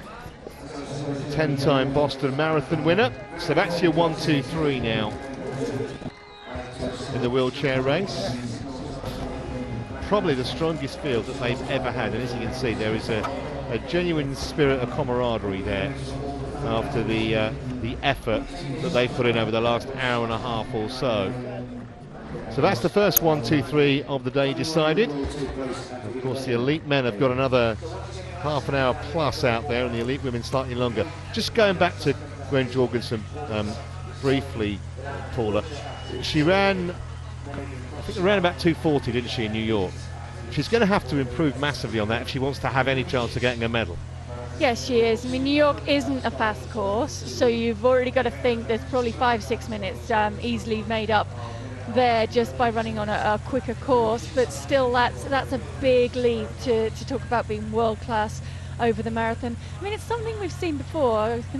The example of Carolina Kluft, who was so dominant in the women's heptathlon and then decided she was going to go and concentrate on individual events, long jump, for her personal satisfaction, and that may be what Gwen's decided to do. She's really almost without rival in the triathlon, and maybe she just wants to taste that competition a little bit more and to see what she can do over the marathon distance. I think time will tell, and first job for her is going to be getting herself into the territory where she can even think about making an American team to go to the Olympic Games before she can talk about trying to make Olympic medals. it'll be a fascinating story that plays out over the next 2.5 years or so as we head towards Tokyo 2020. Still a very large group of women leading the way, and we're nearly an hour and a half in now. You can see them approaching the 27-kilometre mark. Burka towards the back with Gudetta. Dessa right in the mix. Cisse Jessa we haven't talked about either, and she is in that leading group. 4th here last year with the 2nd fastest time of her career. She has won a marathon previously in Guangzhou in 2013.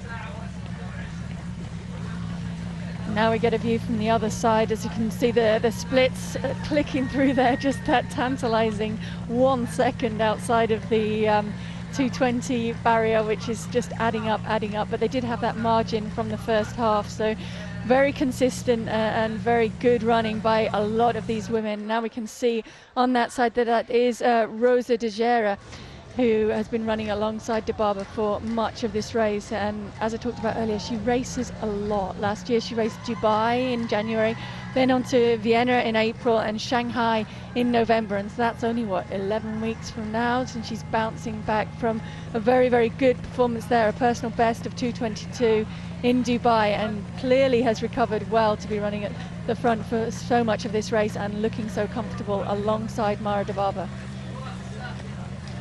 Well, let's hope they stay together for a long time. We get some kind of a thrilling finish with those two, or a couple from in behind, because there are some decent sprinters there as well, if Dibaba and potentially De Geyfer can't get away at some point.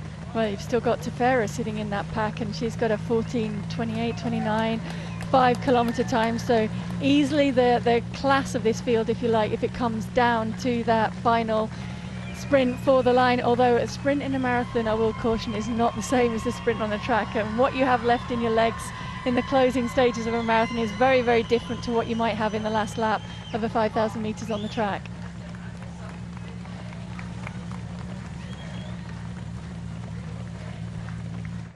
So from the women to the men, and our pacemaker seems to be going further away every time we get a shot of the leaders.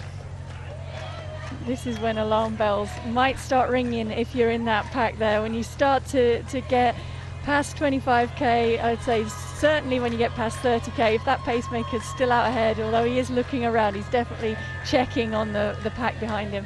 But if he stays out that far ahead, this is the point where he's thinking, you know what, shall I just carry on? I feel good here, I'm going to just keep going. Well, there have been several examples of it in the past, you know, where they're asked to go to 25k, 30k, or even 35 when the race is supposed to really begin. And yeah, I mean, what has he got now? 20, 25, 30, probably maybe 50 metres at the moment. He's certainly not doing a pacing job there. Well, the only thing worthwhile mentioning is that the pacemakers do get a significant bonus if they do a pacemaking job in a world record attempt. So he has a vested interest in not only getting to the points that he's been asked to get to in the designated time, but in making sure that there are some guys with him who have a very good chance of going on to hit that world record. So I think that's why he's trying to pull them on. He can sense that they're maybe slipping back a little bit, and he's trying to encourage them on as well as he can at this stage in the race, but there's not a huge amount of interest from that pack behind him.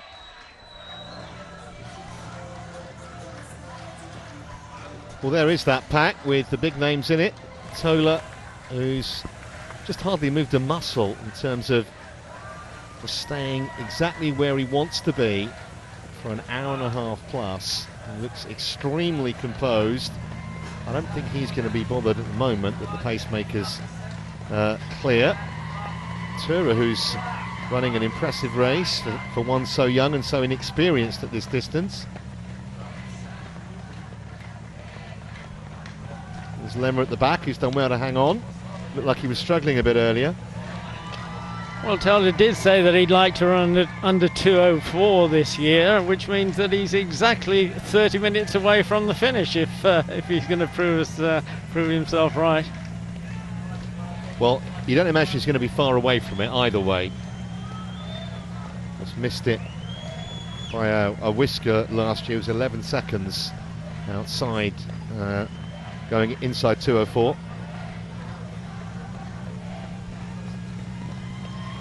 significant too. I think when you're running a marathon, often you enter that last half an hour and you think, okay, I can do this. A half an hour run is what a lot of these guys will do on their recovery runs.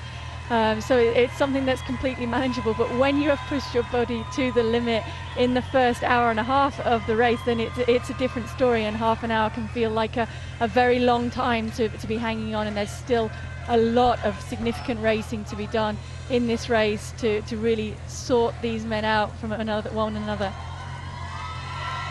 Well, for our older viewers, Jim Hogan, an Irish guy that ran in Britain for many, many years, he won the European Marathon in 1966, and he used to train down along the Thames out at Richmond, and he said that he was really suffering. It was pretty hot championships, well, what's that, over 50 years ago. And he said he just visualized running along the last half a dozen miles along the River Thames towards Kew, and the haven of the gardens. And I mean, is that something that you ever had to do? This is just a training run the last half an hour. Yes and no. I mean, I think definitely I would think that when I got into the last half an hour, okay, this is half an hour, I can do this, I can get through this. But in terms of the focus, I mean, on training runs, your mind can be drifting all over the place. And in a race, you have to be very, very focused on the splits. I used to like to really map out the closing stages of the race in my mind, so to know where a mile to go. Big Ben is 1,200 meters to go, so 1,200 meters to go from there, and really kind of gauge it really well, so you're getting every last ounce of energy out of your body in the closing stages of the race. But these guys are away from that at this point, so now it is about trying to almost take your mind away from the pain that is certainly coming from parts of your body, and just to focus on what you need to focus on. So making sure that you get those vital drink station bottles, and that you tick off those kilometers and really count down. And that's nice in the marathon, when you get to the point where instead of counting up, you're counting down, and you're starting to sense the finish line drawing closer. So Lemmer's gone to the front of that little group. Mengs on the left as we look, the guess in behind.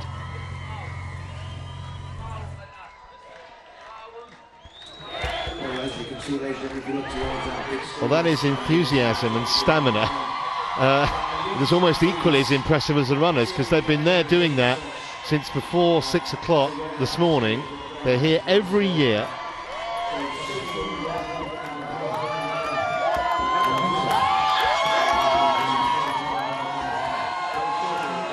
And they pretty much know an Ethiopian's going to win the men's and the women's race, don't they?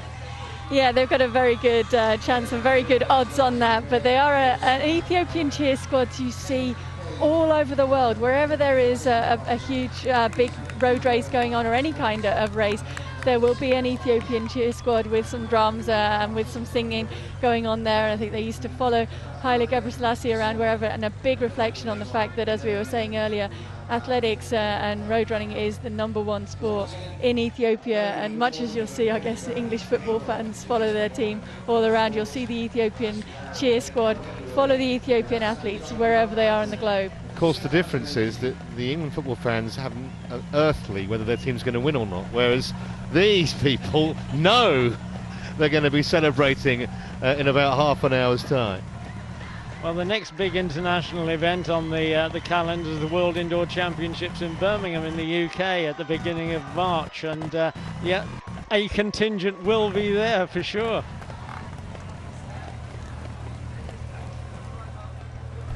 Well, you can see the pacemaker has dropped out, so it's down to the class of the field, if you like, now to sort it out between them. 7 or 8 in that leading group. Most of the names that you would have expected to see are there. Well, we haven't seen the kilometre times for the last couple of K, and it does look a little bit more sedate, but it's much more interesting now because these guys are in a race. They're into the last 7 or 8 kilometres, and I mean, they're starting to get wary, obviously, aren't they? Yeah, and they're starting to definitely feel the pace and to look around also within that pack and see who else who else is still there, who's been able to hang with this. A lot of these guys will train together as well, so they'll be used to running alongside each other, and they'll be used to kind of picking up the signs for when the other guys are hurting, when they're pushing close to their limit, and when they're still got a little bit left and they're still running within themselves. I think Tola's still looking very, very, very good. Tura has been there throughout the race and is really looking smooth. Mengistu is starting to look a little bit more laboured, I think, than he did earlier in the race, but it's inevitable at this point that these guys are going to look as though they're working hard, because they are working very, very hard. And how much does the psychology of it come into play, Paul? I mean, this kind of stage of a race, we're an hour and 40 minutes in, there's a leading group of 7. Other runners kind of looking across, thinking, oh, he looks like he's relaxed. Oh, he looks like he might be struggling a bit. There must be some of that goes on. Yeah, there's definitely mind games that go on within the race. I mean, when they're running at a very, very fast pace, maybe less so than a slower race. A slower pace, as we get a look at what they're calling a very tight turn, but which in comparison to the hairpin turns that they had, for example, on the World Championship course in London, it isn't significantly tight, and it hasn't really slowed these guys down as they've gone around that. But they will be, looking at each other, assessing, trying to, for example, when they go and pick up their drinks bottles, making it look really easy, maybe offering it around a little bit to say, okay, I don't need this, I'm fine, I'm doing really well, are you? But less so than it would be in a slow race, where you're starting to almost play a cat and mouse game and wait for someone to make a move. These guys have committed, they've made their move, they've shown that they believe they're in shape by going with this pace and by still being there at this stage in the race. So I think there's a respect as well as mind games going on. These guys respect each other, that they're all still there at this pace, and they will start now maybe to even help each other out a little bit in terms of working together. The pacemaker's gone, so they'll work together to try and keep it on the pace. But it is Tola who has been controlling this really from the start, and he's now pushing it on a little bit and seeing who else amongst that group is able to go with it. Well, I won't mention any names here, but a couple of Irish internationals who used to train together, middle and long distance runners. And one guy said of his colleague, this guy never used to sweat. He said it was amazing. It really used to annoy me. He said, but when he did, he said he'd just get a spot in the center of his t-shirt, right, in the middle of his chest. And he said, and I always thought, okay, now I've got you. That's good. I tell you what, the performance so far of Seifu Toure is really impressive. We talked about his inexperience at this level, but I mean, you look at some of his times. PB for a half marathon, nigh on 63 minutes. He's run 29:05 for 10,000. That was in high altitude, but this is kind of uncharted territory for him, really, in a race of this caliber, with all due respect to the marathon field in Seoul. And he's still right there with less than half an hour to go. Just over 7 kilometers left to go. Oh, and then Mengistu caused a little bit of trouble as he cut across to try and get his bottle. I think Tola is okay, but he was certainly impeded within that. I'm trying to see, has he got it? Has he managed to pick up his own bottle in the middle of all that fracas? Because I think Mengistu realised a little bit too late. You can see Valentin, one of the managers there, trying to make sure that his athletes have got their drinks bottles as they've come through there. But yeah, I think that maybe crept up on them a little bit, that 35k drink station. A couple of the guys caught unawares and panicked a little bit trying to cut across, and we've seen falls in the past at drink stations. It can be a tricky and dangerous area to negotiate, and hopefully they've all come through that unscathed. Well, he looks okay, Tola, but that was a potentially anxious moment. Let's just have another look at it. You see Tola there on the right into the runner in front of him. It could have been a end of race, basically. And it still could be significant. I think when you're forced to check yourself, brake and twist as he did there, then that's dangerous for hamstrings that are already starting to cramp up, quads that can be too. So hopefully he's okay. We'll get an idea now in the next couple of kilometres. If damage has been done there, then it will start to show. So Mengistu up front from Legacy. Young Ventura in behind. Tola at the back of that pack now. And it must have disrupted his rhythm, even if it hasn't, physically done any damage. And let's hope he can get that rhythm back. He's still in touch, which is the main thing. Well, I suppose the best example of what looked like a cataclysmic fall was the great Finn Lassie Virein, who actually was bowled over during the Olympic 10,000 metres. The first gold medal that he had won at 10k. He got up, broke the world record and won the gold medal. Yeah, I remember seeing Alistair Brownlee in a triathlon fall down in South Africa and get up and win. I thought you were going to talk about Zola Budd and Mary Decker-Slaney for a minute, but that wasn't something she was able to recover from. And of course neither of them won. Indeed. Well, Decker didn't even finish, of course.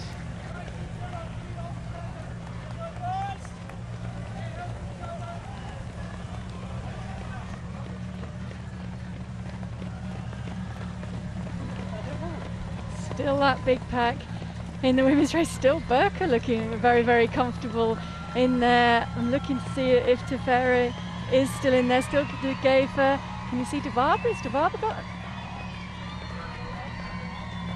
No, either Mara Debaba has dropped off that group or she's slightly ahead of that group, because I can't see her in it on that shot at the moment, and she had looked so comfortable for so much of the race up to this point. Malaise is still there, De Gever is still there, Tedesco is on the far side, Rosa Tejera is still there, Dida, Tesfaye, but I can't see any sign of Mara Debaba. Well, that's a big shock potentially if Debaba is out of contention, because every time we've looked at that leading women's group, she's appeared to be very relaxed and not having a problem. I guess as soon as you take anything for granted in this sport, it's potentially problematic.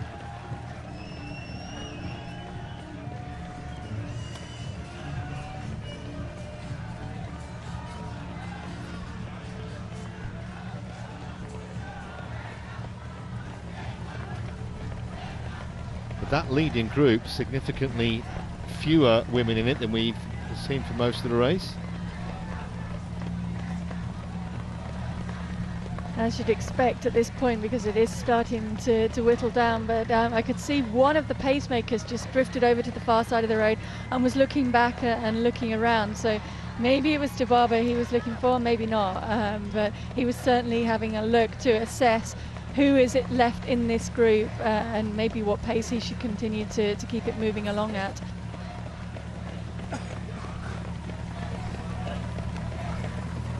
Well, we've told you already that Mergia, the three-time champion here, is out the race. It looks as though Debaba, even if she's not out the race, is out of contention.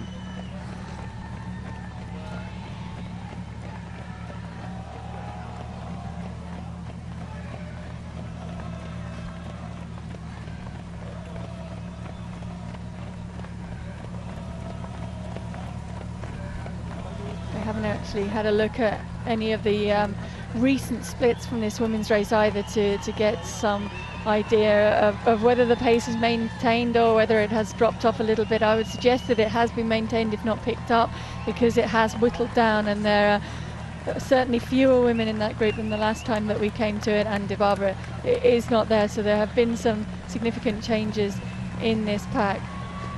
Just incidentally, you could see two of the girls there passing the drinks bottle between themselves. I think the rules have now been relaxed a little bit. You didn't used to be able to pass drinks bottles. Now you can, so long as it isn't consistent, which the wording's a little bit ambiguous, but I think it means that you can't consistently go and get a drinks bottle for somebody else and hand it to them, so a little bit as a domestique would do in a cycling race. That can't happen, but if you do see that someone has dropped their bottle, you are allowed now to hand it to them. Well, Tola is back at the front of that group, so that that push, if you like, or that stumble that that he was forced into by Mengistu doesn't seem to have affected him at this juncture.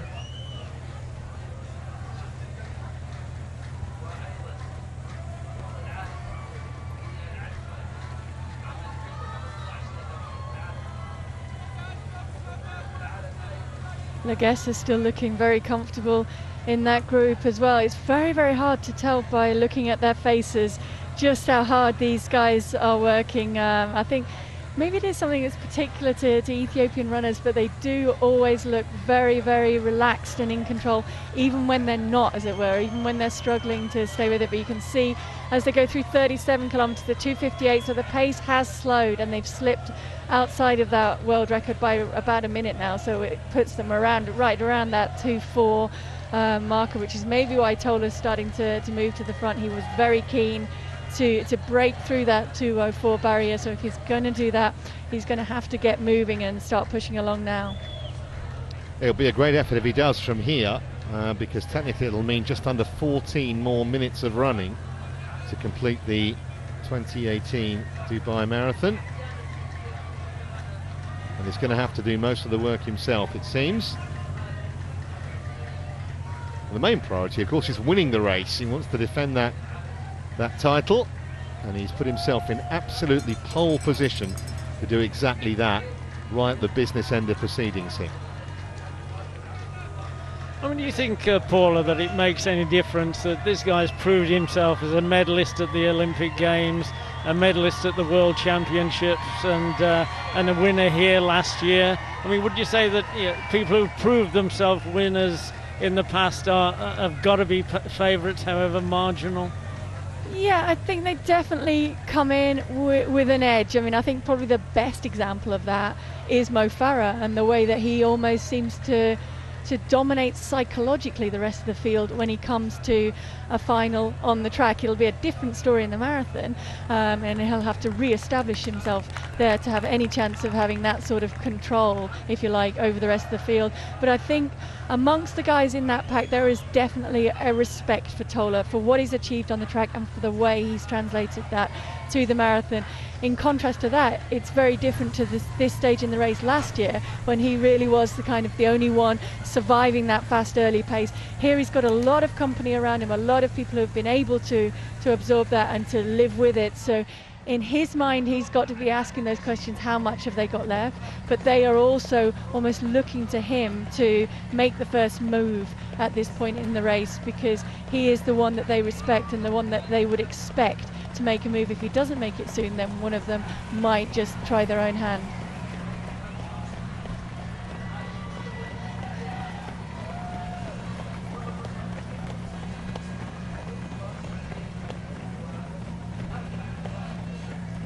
Well, he certainly hasn't got away.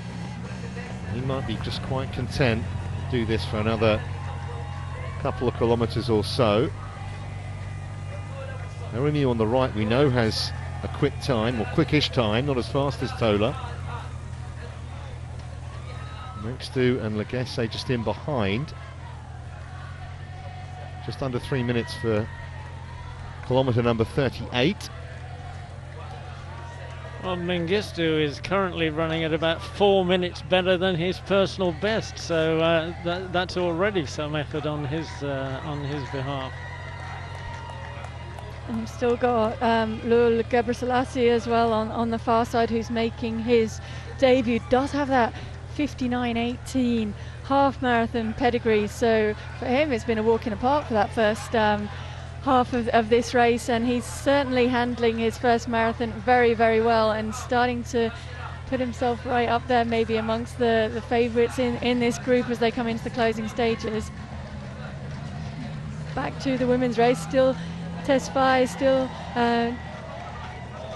Rosa Dereja there, and still De Gefa on the far side. Galeta Burka also still looking very, very good, and certainly got to be running close to a personal best, I would say, for her in that race, and acquitting herself very, very well in this marathon. So having negotiated the turn, leading women head towards the last 4 or 5 kilometres.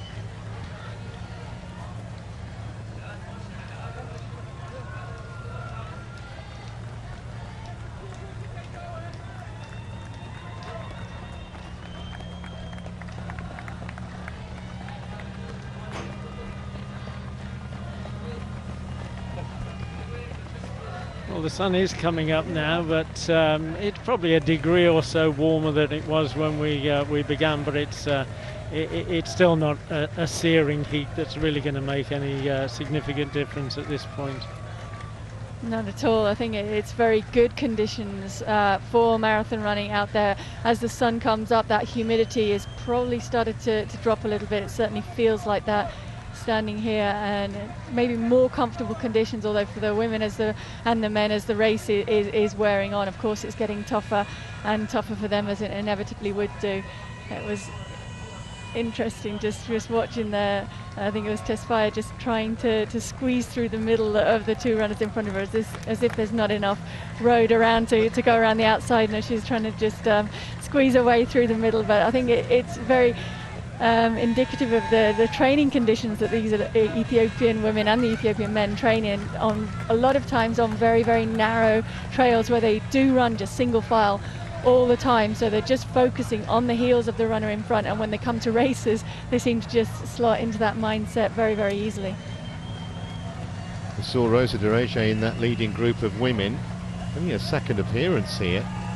She was 6th 12 months ago. She's won the last 2 Shanghai marathons, and she actually took 5 minutes off her personal best in that race in 2016. 2:22:43 her PB now.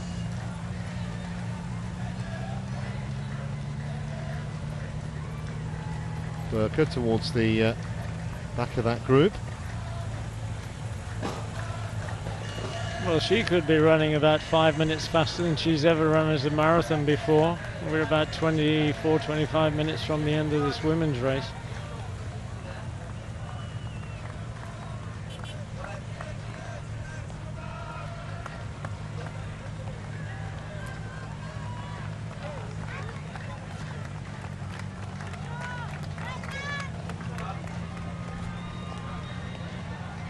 Trying to get an idea from that 35k split, and I think they are still certainly on, if not just under 2:20 pace in this women's race, and running very, very strongly. So Rosa Dereje is certainly on pace to significantly challenge and improve her personal best, as is Galeta Burka behind that. Hers is only 2:26, so that's definitely up for revision out there today.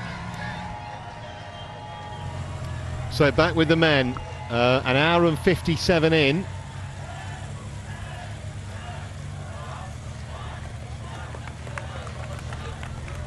Well, no dramas for Toda that time at the water table.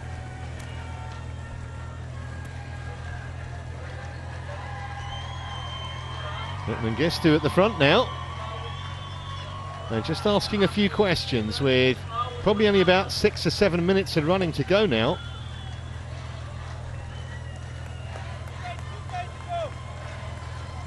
Yeah, we can see the first questions being asked by Mengistu, and you can see the others looking around. Toure is the first really to significantly fall off that pack that's been together for the last couple of kilometres. Which is no real surprise given his inexperience. No, not really at all. But Tola very significantly reacted quite quickly to that kind of stretch out by Mengistu. I don't think it was a significant break yet. Maybe they were waiting until they've cleared this 40-kilometre drink station, so the last of their personalised drinks, if you like, the ones that they've been able to hand in the night before, that have what they've practiced in training in them, so they are able to get those personal drinks now, and now the real racing happens in the last 2 kilometres. Well, that mist has really risen now, but it does put me in mind of the 2013 race when we had 5 guys emerging from the mist in the last street. It was a different finish back then, about a kilometre away from here. But that's the best collective finish that I've ever seen in the 20-odd or the 19 years of this Dubai race, and potentially we've got a similar scenario coming up here. Well, it's going to be a fascinating finale, that is for sure. Yeah, it wasn't really a searching question that Mengistu asked, was it, with that little break? It was more of a kind of a polite inquiry, and it was answered in the affirmative by the likes of Tola and Gesse.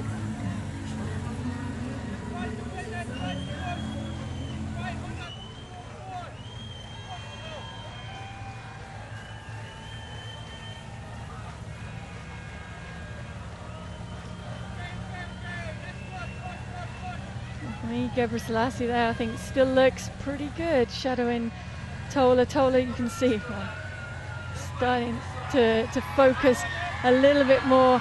He's looked very, very relaxed, as most of them have throughout the race, but Mengistu actually looks as though he's working the hardest with that look of determination. So he gets his head down, and maybe he knows that this is the point he has to make this surge, because if the other guys are still there coming into the last kilometre or so, maybe he feels that this is his best chance now to really try and make it a long wind up from here on in to the finish. 2 hours into the race, and there are still 6 good men and true in that leading group. And we haven't mentioned Lemmer of late. He's done really well to hang on in there, because he was apparently struggling earlier, and he's got a very good CV in terms of previous performances in Dubai. 3rd here last year. He's at a 5th, a 4th and a 3rd in the back of that group, but not far off the pace. And at this juncture, you know, personal bets don't count for anything. I mean, this is just a race to the death now between these this sextet. It hasn't been an impressive race of survival as well, given how fast they went. It's certainly even in the first 5 kilometres, but in the first half of this race. And Tola now goes back to the front and raises an even bigger cheer from the Ethiopian cheer squad here at the finish, who are watching on the big screen. Just looking around to see where the main danger was lurking, Tamarat Tola, and now he's the one asking the questions. And Gistu looks to be struggling a little bit.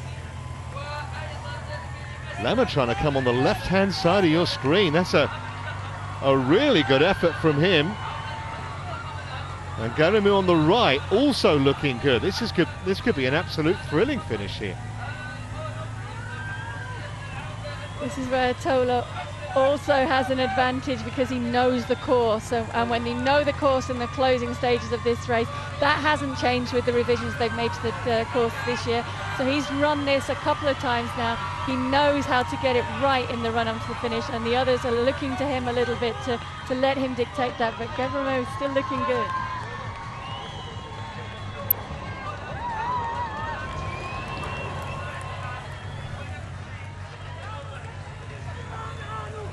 Well, it's still very hard to call it. Garamu in the orange, Tola on the far side as we look. And once they make the turn, they have about 500 metres to go. And Lemmer trying to veer up on the shoulder of Tola. Gebrselassie looking strong on the left now. And Garamu hasn't finished either. And now Tola just going to have to really focus here, because they're laying down the gauntlet to him, and Gebrselassie looks the strongest of the 4, maybe.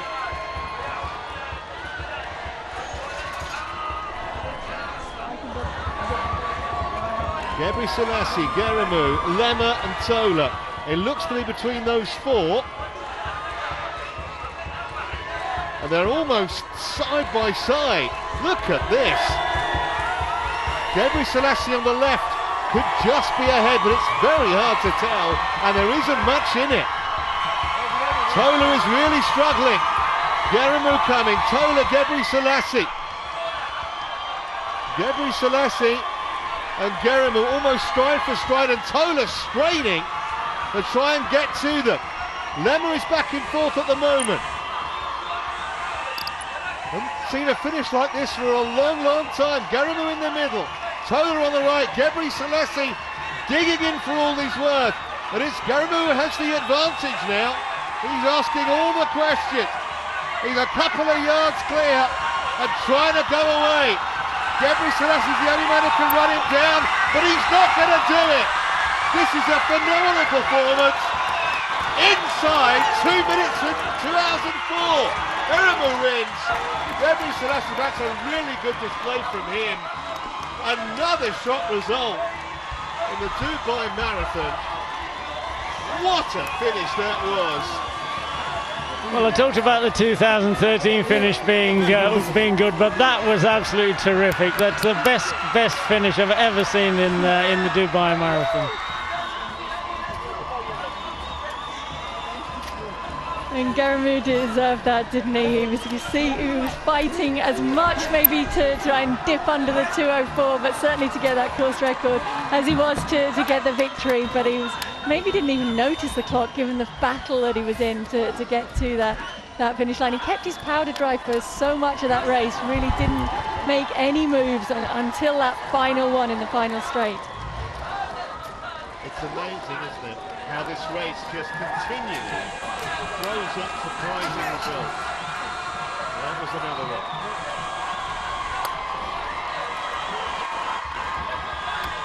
And in a really good time as well.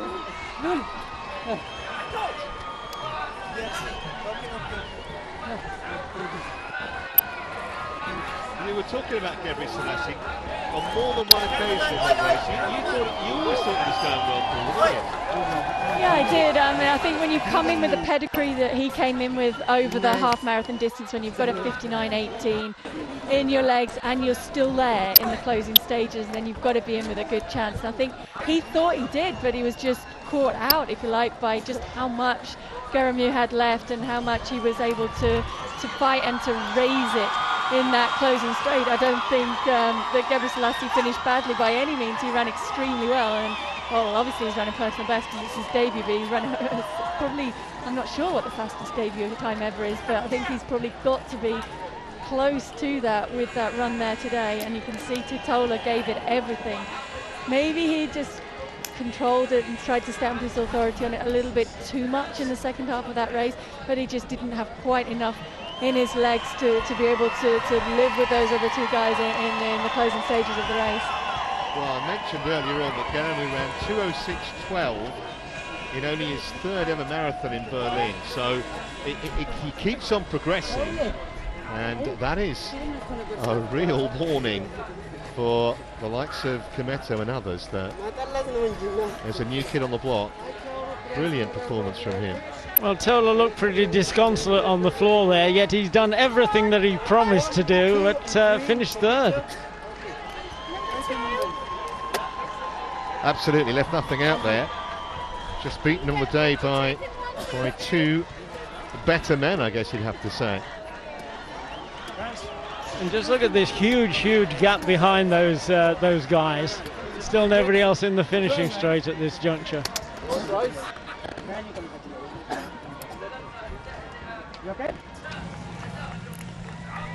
So the leading women are around about 13 minutes or so from hitting the tape on the line, and dessa and Tesfaye and Rosa Dereje, we mentioned, who's right up there. Looks like 6 of them, with Tesfaye trying desperately to hang on at the back. And the 3 pre-race favourites have all gone by the board. Mergia dropped out. We're pretty sure Dibaba must have dropped out too. You still have Tegefa in there though, who is the defending champion and still looking good at this stage, though I would say that Rosa Dereja is looking very, she's just sat there the whole race looking very composed, slightly higher arm carriage than the other girls around her in that race. That's not that unusual. I guess Mary Kitani is also known for running with quite a high arm carriage, and it's what she's used to, and it's working very well for her to this point. Well, we know that the men's course record has gone. I wonder whether the women can do the same. 2:19.31 is the course record for the women. As Gebre Selassie finished a very creditable second.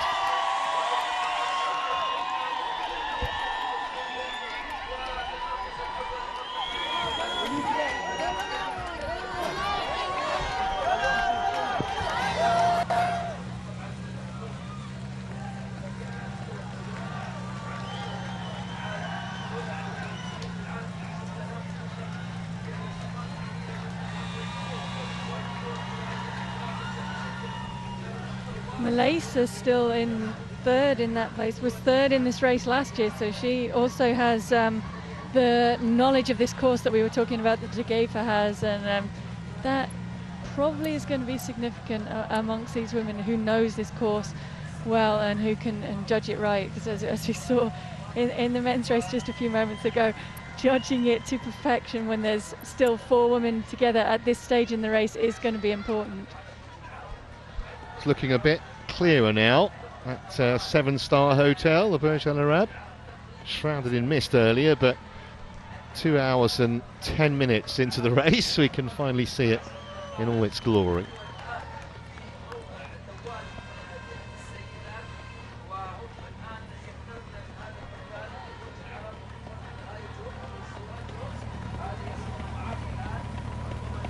This is promising to be as good a finish as in the men's race, and I think we can safely say it's going to be an Ethiopian woman who's going to win as well as an Ethiopian man, if not top 3 too.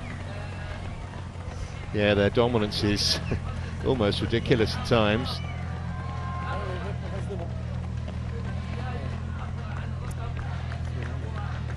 It's Dereje up the front. Elise just on the right hand side in the orange vest.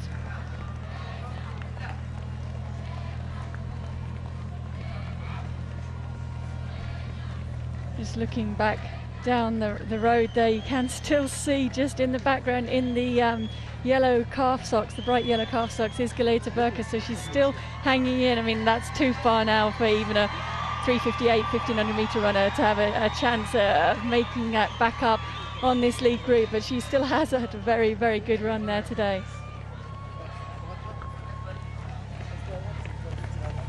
Well, it looks like 3 medals to be decided by the 4 of them, or between the 4 of them.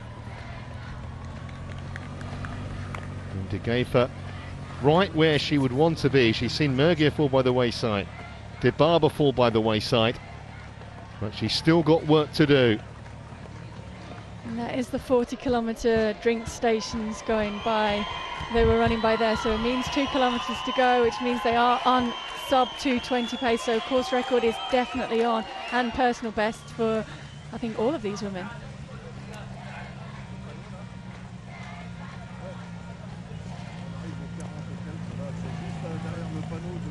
Rosa Dereja now almost urging on Namo, the pacemaker, trying to get him to push on a little bit. I think if she's going to push on at this stage, she's going to have to do that on her own now, and it's the time to be striking out and doing the work on your own as they approach now the 40-kilometer mark. So, and they go over here, that is exactly 2 kilometers, 195 meters to go. Well, Degefa's going to absolutely obliterate her personal best, 2:22.36. But more importantly, from her point of view, is whether she can outmaneuver these other 3 women and defend the title that she won so memorably and surprisingly 12 months ago. Well, a minor point, the pacemaker himself is only a 2:26 marathoner, so he's actually running a personal best too, so he might as well finish. He could move off to the side of it though, couldn't he, and let the women race it out a little bit amongst themselves. It looks as though Tedesco is struggling to go with it. Her split through the 40-kilometer was still with these women, but she's dropped out of the shot now, so it looks like the medals have been decided, but how those medals are going to pan out is still very much up to be played for.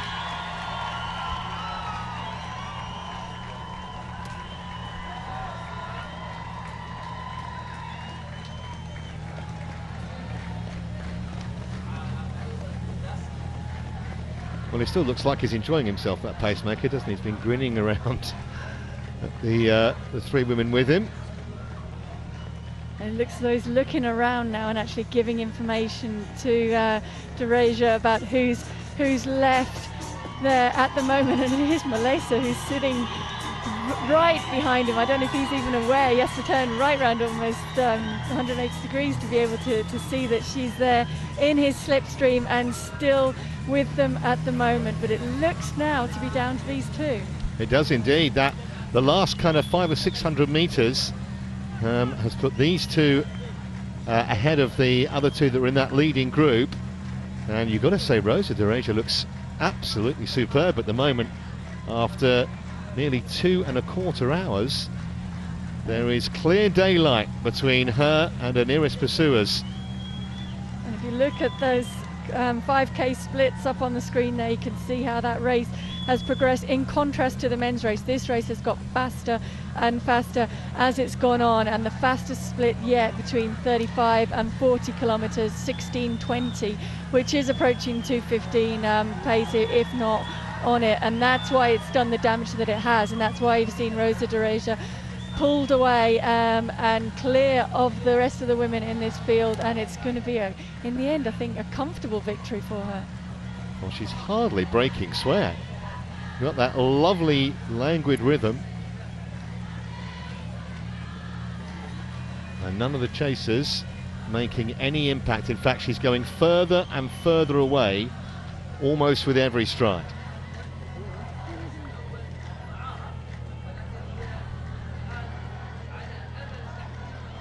Well, she looks so good that there's little chance of her now being caught or failing to win, wouldn't you think? Well, she does look very, very composed. As we've talked about, though, sometimes that appearance can be deceptive. People can look composed even when they're falling apart inside, and other people can look as though they're falling apart and they're still holding it together very, very well. So pretty much the only person who can get this wrong now is her. If she's misjudged this slightly coming into the finish, but it doesn't look like she has. She's kept herself in a very good position all the way through this race. She's about to make the turn now into the finishing straight and still looks comfortable, maybe starting to sway a little bit with her shoulders, a little bit more than she was earlier on in this race, but that's of course inevitable, and you can see how much the gap has grown, and now it's Malaysia who's paying for having tried to go with her and trying to stay with her, and she's slipped back from second to third. And she's in the last kilometre now. Surely there's only about 3 minutes left to run, and with that camera foreshortening, there's got to be at least 50 metres there. Yeah, it looks a done deal unless something quite spectacular happens. She's a fascinating performer, de Reja. I mean, I mentioned she'd won a couple of Shanghai marathons, the first of which she took around about 5 minutes off her personal best, and her personal best going to get absolutely obliterated again today. 2:22.43. She's going to be several minutes inside that. And it is only 11 weeks as well since that personal best that she's run, so that's a very quick turnaround on top of a year in which she's run 3 marathons already. So coming back to here, having run 3 in 2017, that's a lot of marathons at a young stage in your career, but certainly announcing her arrival as one to be watched on the women's marathoning scene. So the race looks for second and third at the moment. De Reja incidentally 6th in this race last year. It looks as if she's going to turn that into a win this time. Well, if she looks behind her, she'll see there's not a great deal of danger. Cadesse currently in that second place.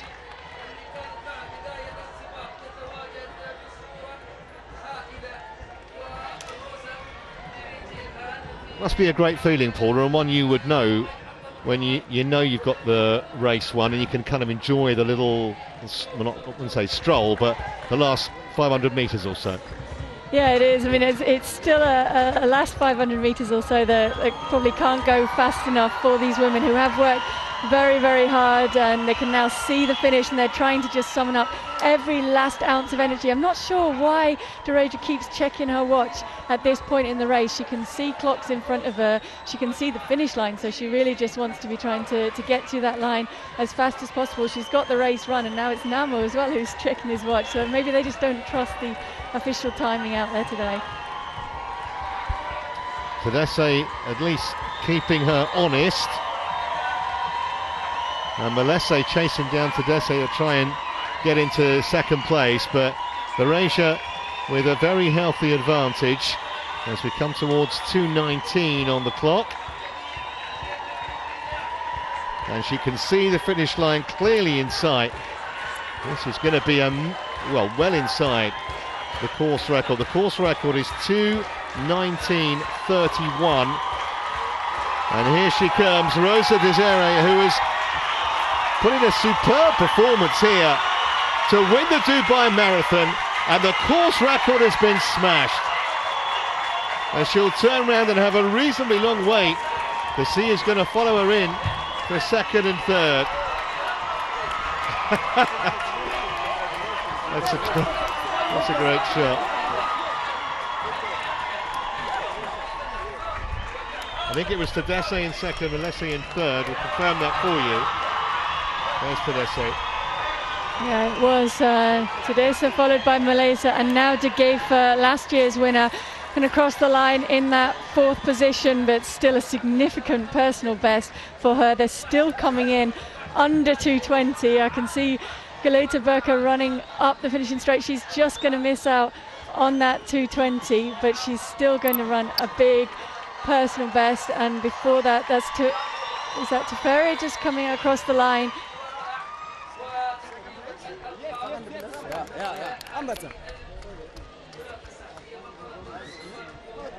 Well, it's the kind of event that just keeps bringing up surprise winners. We saw it last year, we've seen it again today.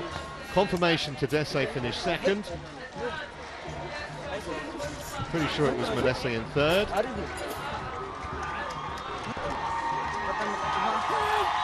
they've enjoyed their day as ever.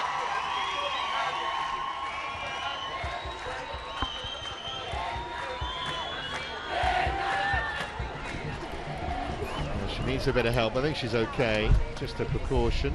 But she's certainly put a massive amount of effort into this, and third place is a very decent performance. So it's bests all the way there today, two course records, and in fact 2 years ago 3 women went under 2:20, but we've had 4 today, and another one, Burka, the former world indoor 1500 meters champion, just a fraction outside 2:20, so half a dozen minutes off her best time. It's actually a second successive third place for Gabrielle Melesi. Miss Burka.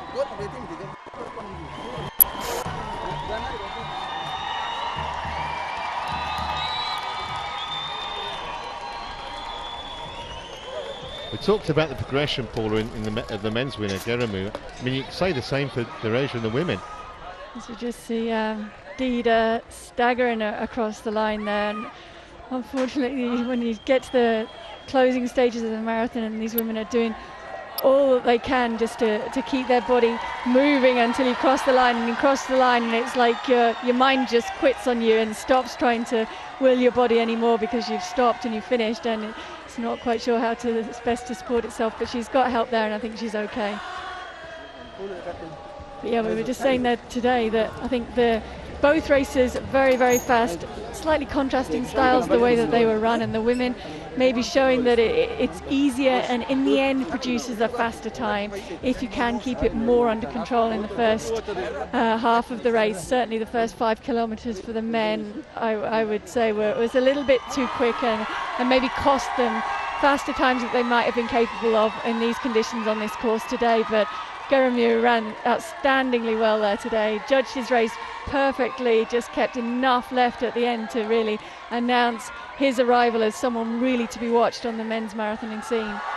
Well, he came in, I think, was the 5th fastest time in the field today, but as we've said on several occasions, just with very little experience of running marathons at this level, at any level. Well, he's announced himself today as a genuine player amongst the world's elite. Well, ladies and gents, it's time for me to go and doorstep the impromptu press conferences. So it's been a great morning, as I say, records all around. So I'll be seeing you guys next year. Let's hope so. Thanks very much indeed, Pat. I don't think those supporters are going anywhere. They're going to stay there, especially to salute the winners when they get their medals at the ceremony in a few minutes' time.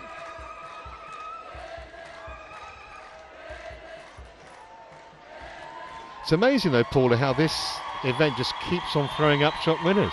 You can't predict anything here, can you?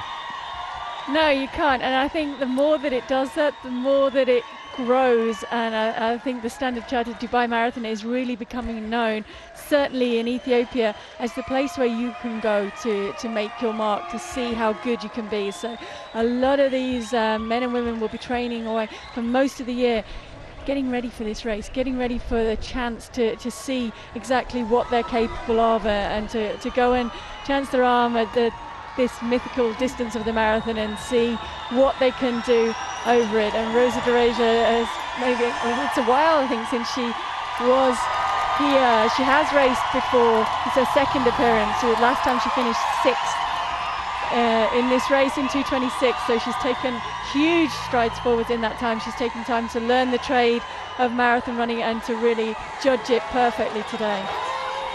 Just doing the obligatory photos, having said thank you to the fans, and now she's got the flag as well. Can I say, she doesn't look particularly tired, does she either? I guess when you've won a race, you're relaxing a bit, but she looks so fresh throughout the whole of that race. She did look fresh through the race. I think she looks a little bit unsteady on her feet now, and you can see just the eyes not quite focusing. She's run hard and she's given it her all out there today, as she had to do to win that race, and to win that race in as quick a time as she has done. So she's maybe now going to take a little bit of a rest, and we'll see if it's 11 weeks before she's back in the next marathon. Yeah, that is very tidy work, isn't it? Just 11 weeks, wow. And 2 victories inside 3 months.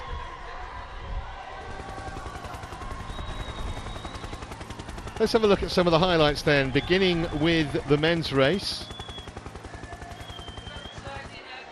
They went off at absolutely breakneck speed. Probably turned out to be too quick in hindsight, certainly in terms of producing a lightning quick time. 3 pacemakers soon became 1. And just after the halfway point, it was clear that we weren't going to be in for a world record, despite the pacemaker checking his watch. He dropped out. That left the magnificent 7. Nearly a problem for Tamarat Tola, with an anxious moment there, getting his water bottle. He recovered okay. At one stage he looked the likely winner, but it was an absolutely thrilling finish, which saw Gerimu out-sprint Gebri Selassie, with Tola back in 3rd place. A brave attempt to defend his title from 12 months earlier. He looked pretty disconsolate, but didn't really have anything to reproach himself for.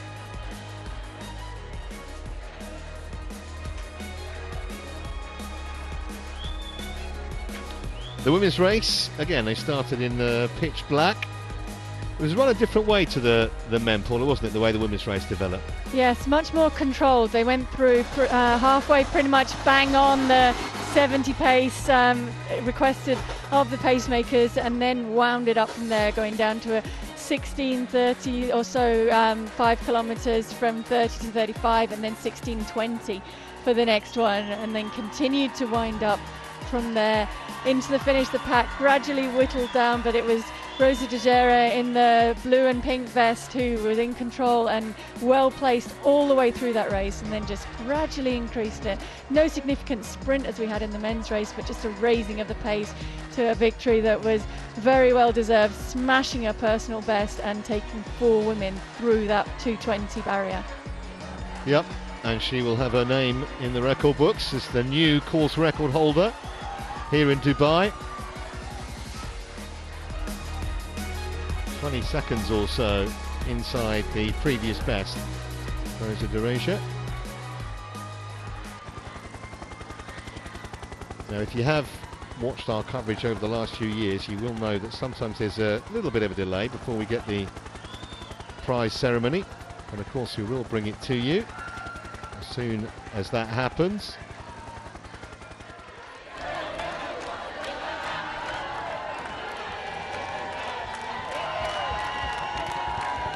We also saw a dominant display in the wheelchair event, which, if you are just joining us, Marcel Hug on his first appearance here, and the man they call the Silver Bullet, secured a victory, beating Hiroyuki Yamamoto of Japan into 2nd place. And Ernst van Dijk of South Africa finished third.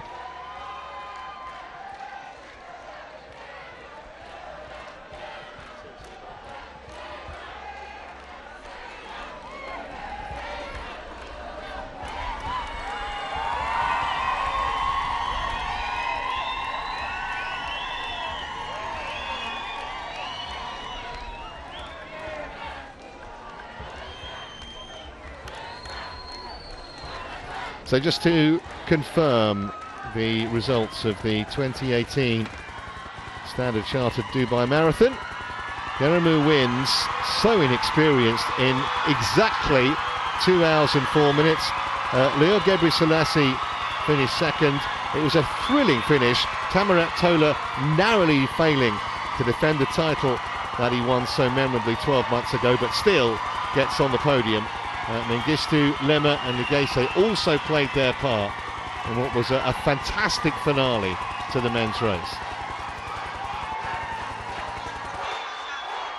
And amongst the women, Rosa Gereje, who was an unlikely winner, but a very deserving one, Paula.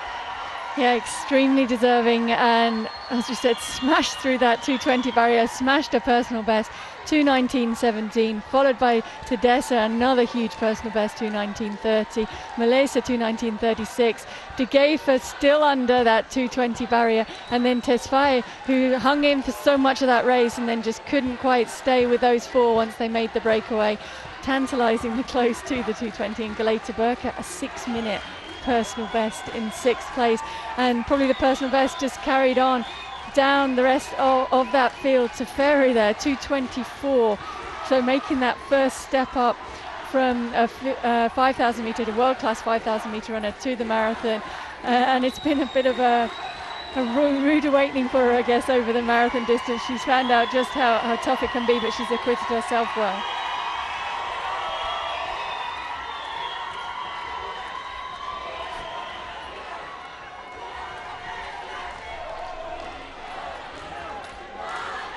Ethiopian flags wherever you look. We've got one Burundi just stopping it being a clean sweep of the top 10. It's Bahrain, but she's Ethiopian anyway. Bahrain, I beg your pardon. Close.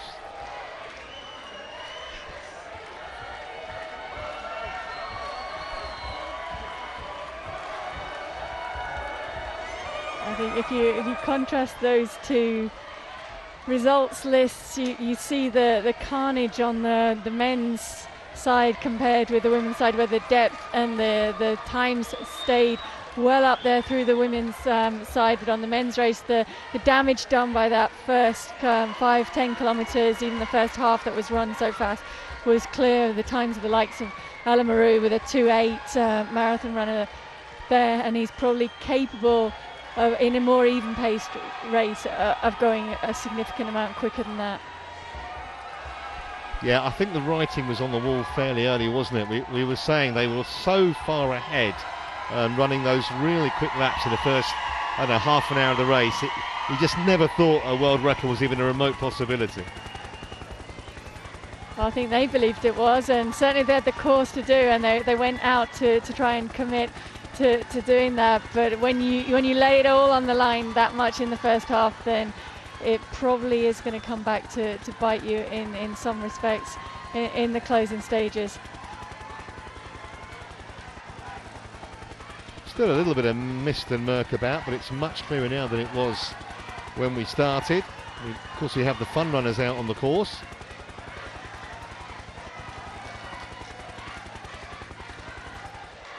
Also got a 4K fun run that starts a bit later on this morning.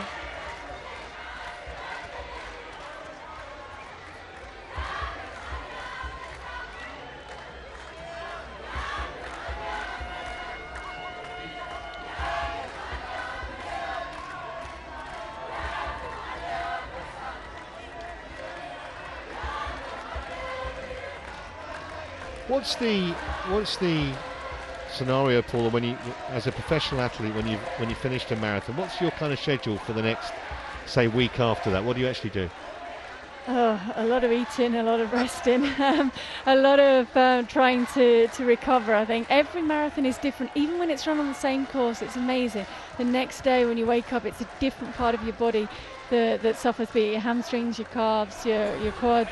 Different parts can really be sore the next day, so you don't really know until you kind of get that horrible achy leg feeling waking up early in the morning the next day, which part's particularly going to suffer then and how well you're going to recover it. It's not really linear, it doesn't correspond to how fast you run, how you feel the next day. It just seems to vary a little bit. So in the first few minutes or hours or so after the race, it's about trying to get something into your body, trying to move in some way. I think many of the marathon runners struggle to actually warm down as you would do for shorter distances. So to get out for a jog is going to be very difficult for most of the people, particularly if you've run hard in the marathon. Just try and walk a little bit, maybe get a massage, maybe get into an ice cold bath, and try and just ease some of that soreness away. And that's maybe why we're seeing some delay now in the athletes coming out for the presentations, because it takes a lot out of you running a marathon that hard.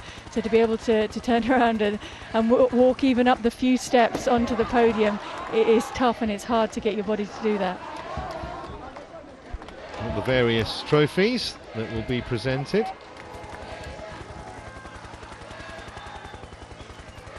I've always wondered what you get at a 7-star hotel that you don't get at a 5-star hotel. What are the extra 2 stars for? Because you actually have to pay to go in if you just want to see it, apparently. You can't just go and have a look and think, oh, is it worth spending half my entire life savings coming here for a week? No, you've got to pay for the privilege. And they can't even see the sea out of their room view today, can they? No, it's not the best viewing day, has to be said.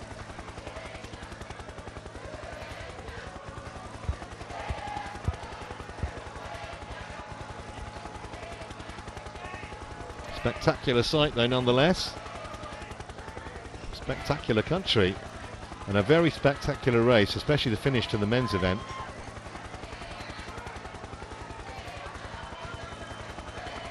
Now the sun is starting to burn away the early morning mist. You can see it quickly brightening up on those shots, and looking down the road for the 10k runners due off I think at 9 o'clock, and you can see them starting to build for that race. It is going to be warm. I think temperatures today are predicted to be around 26, 27 degrees centigrade, so it's going to be a warm race for those runners, but pretty much ideal conditions for the marathon. I think making that decision to move it the hour earlier paid off, certainly on the women's side in terms of the times, but in terms of the race that it produced on the men's side as well. It was a very, very competitive race, and seeing that 2:4 barrier go and 2 course records, they couldn't really ask for much more, the organisers here. I know they would like to see a world record, but that's a big ask at the moment.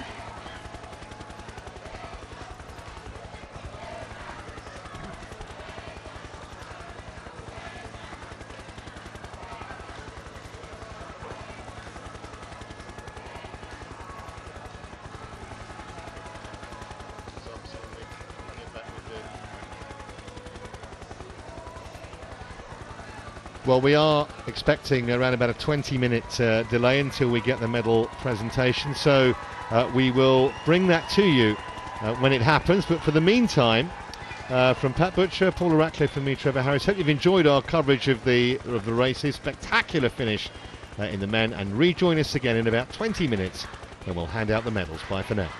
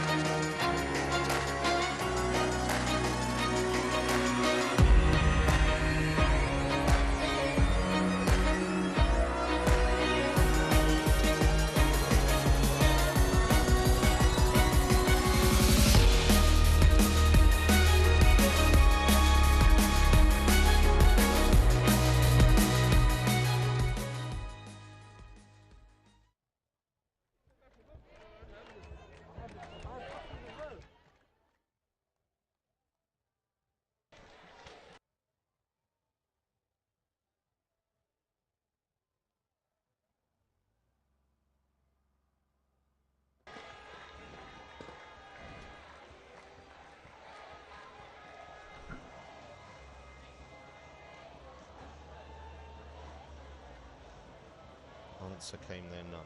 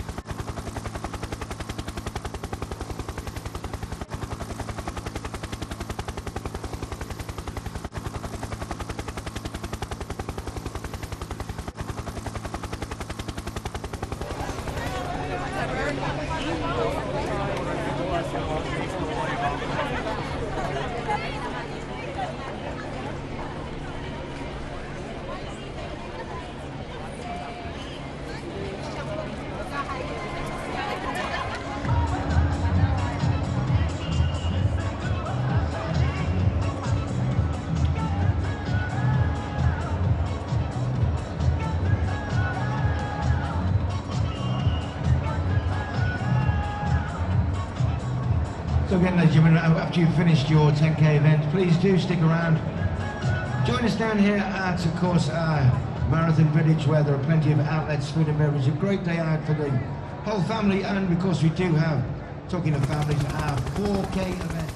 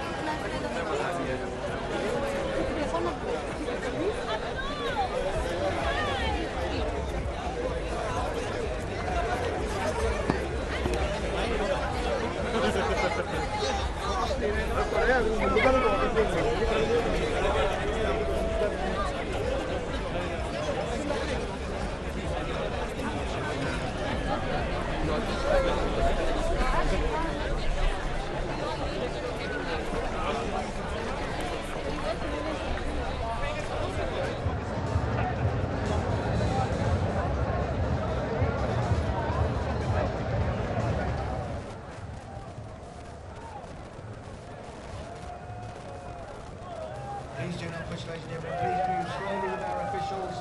They'll bring you very safely to the start position of our 10K event.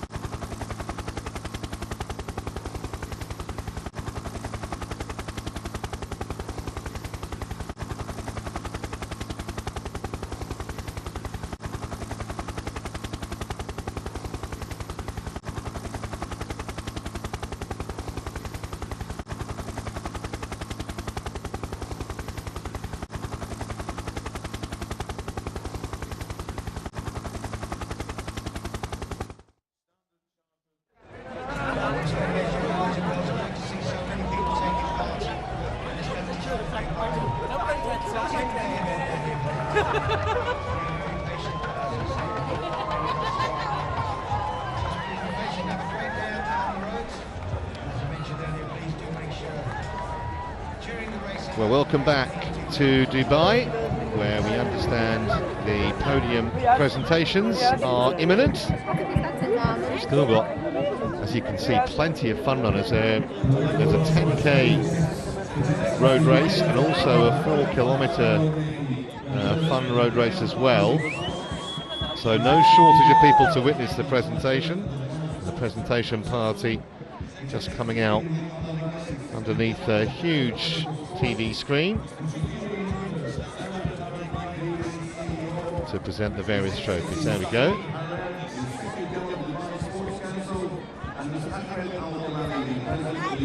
And one of the things about this particular event just keeps throwing up unexpected winners.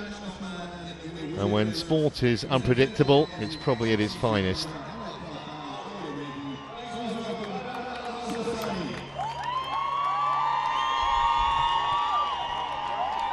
And where that podium is situated is literally right next to where the Ethiopian fan club have gathered.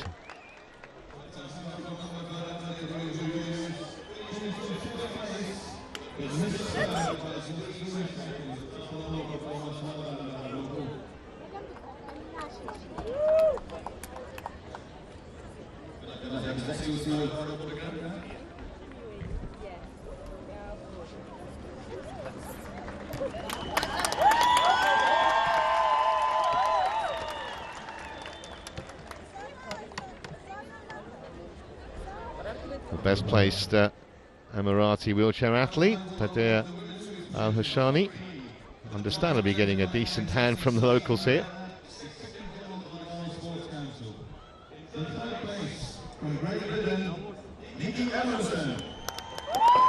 So the wheelchair race athletes are first.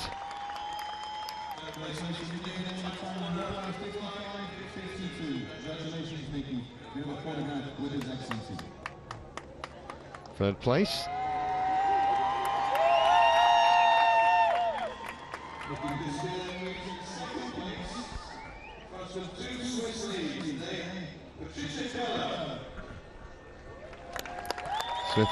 Swiss athletes finishing second and first. Patricia Keller there, winning her trophy for second place.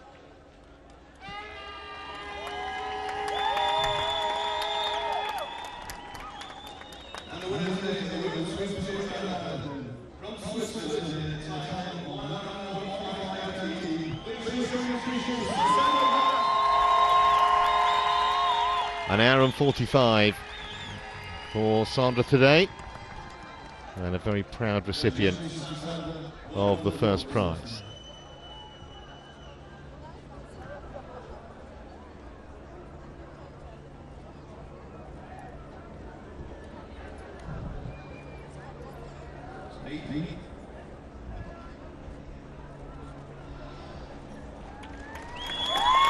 So there's your 1, 2, 3.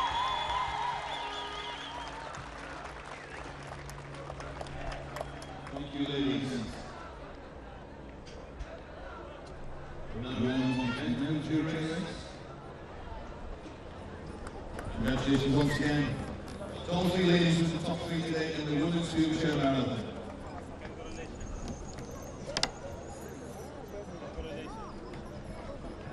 And now the men's wheelchair marathon with trophies presented by His Excellency Ibrahim Abdul Bahad. In third place, in time of 1:32:14. So Ernst van Dijk with third place in the men's wheelchair race.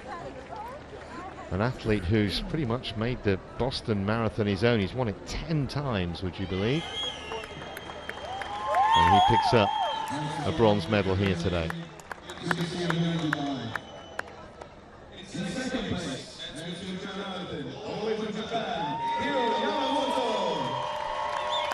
Hiroyuki Yamamoto, ever popular, always smiling.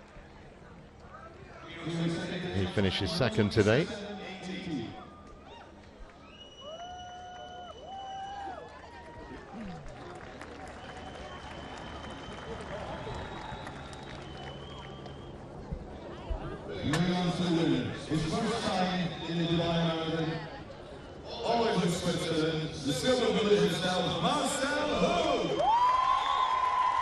His first race here in Dubai, and marks it with a victory. Be going for a 10th World Championship title later this year, to add to his 2 Olympic gold medals.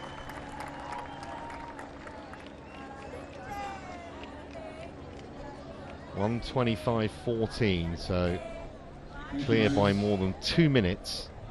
And Yamamoto in turn nearly 5 minutes ahead of the third placed competitor, Ernst van Dijk.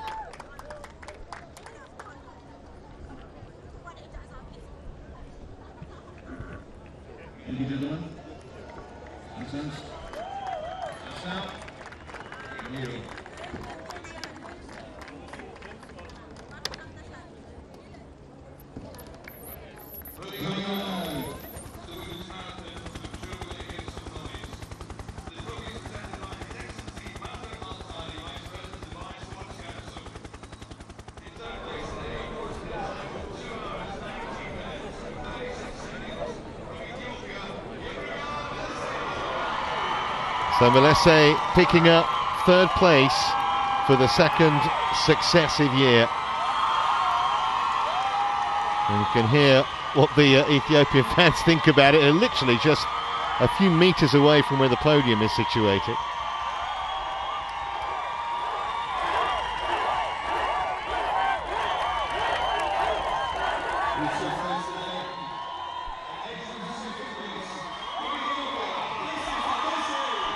Faces Udese picking up second place. A marathon winner in Seoul, Shanghai and Paris. She's actually been beset by injuries in recent years, so great to see her fighting fit again and on the podium as well.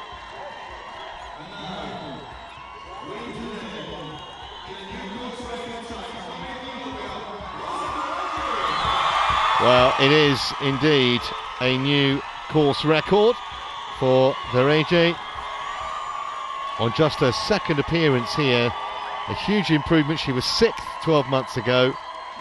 She's won the last 2 events in Shanghai. She's a serious talent going forward, and smashed the course record into the bargain.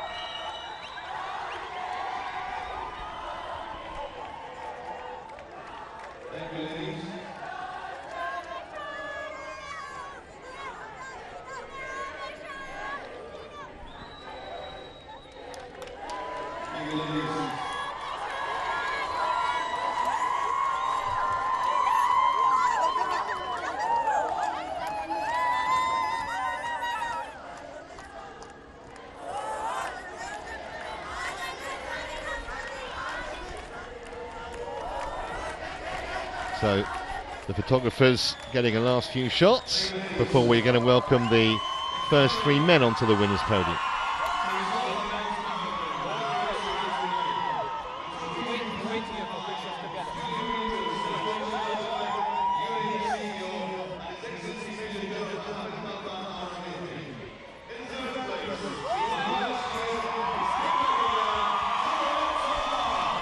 Well, it was a really brave effort from Tamarat Tola to try and retain the title he won in 2017, but he still gets on the podium.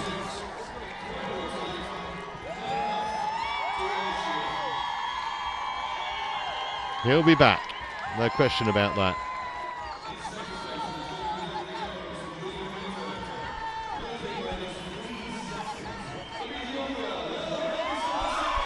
Well, not a bad display on his marathon debut from Leo Gabri Selassie.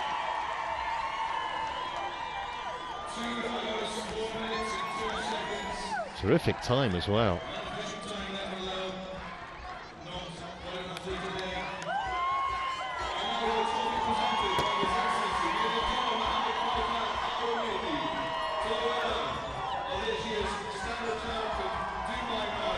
$200,000, of course, the first prize.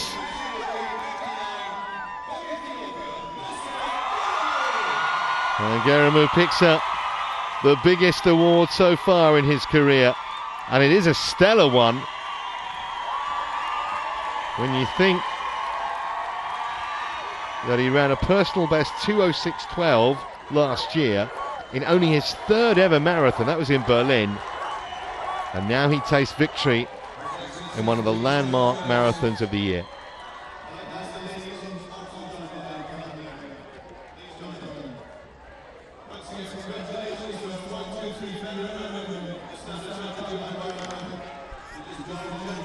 Sure, we're going to be hearing plenty more of him in the years to come, no question about that. It's a late entry here, actually.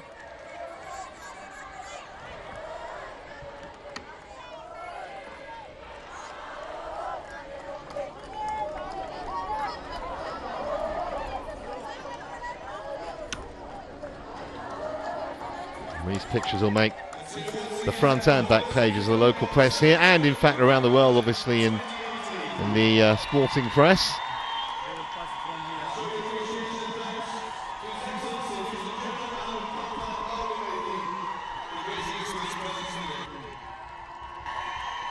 Well, I hope you've enjoyed our coverage from Dubai. Congratulations to all the medalists, and hopefully we'll be back next year to do it all over again. From all of us here, it's goodbye.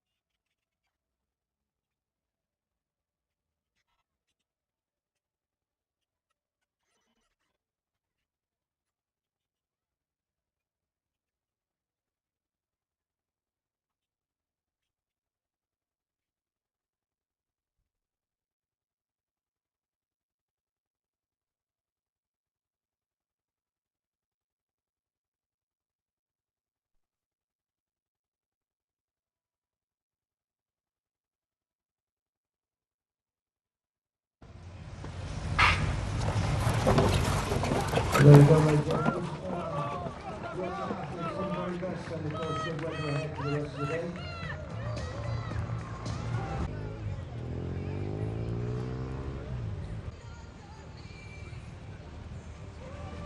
That's what we say we want to our elite athletes.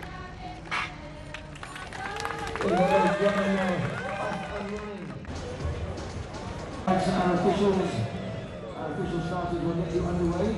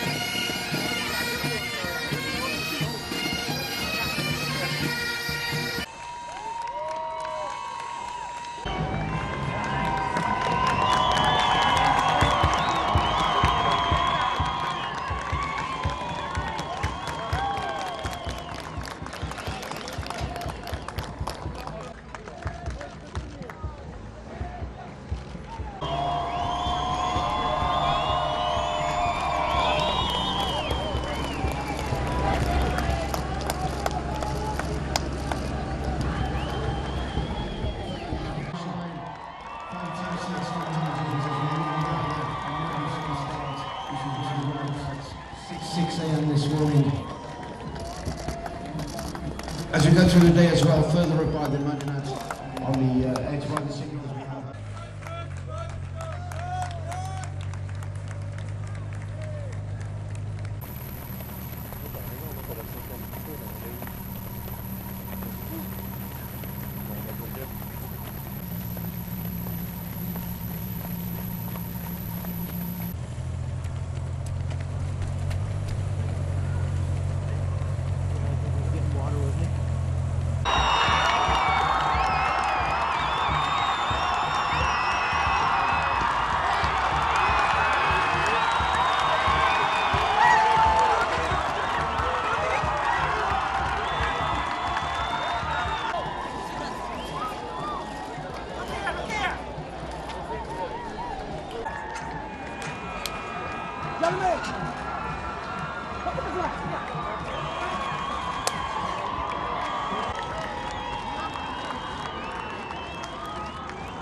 Got it, guys?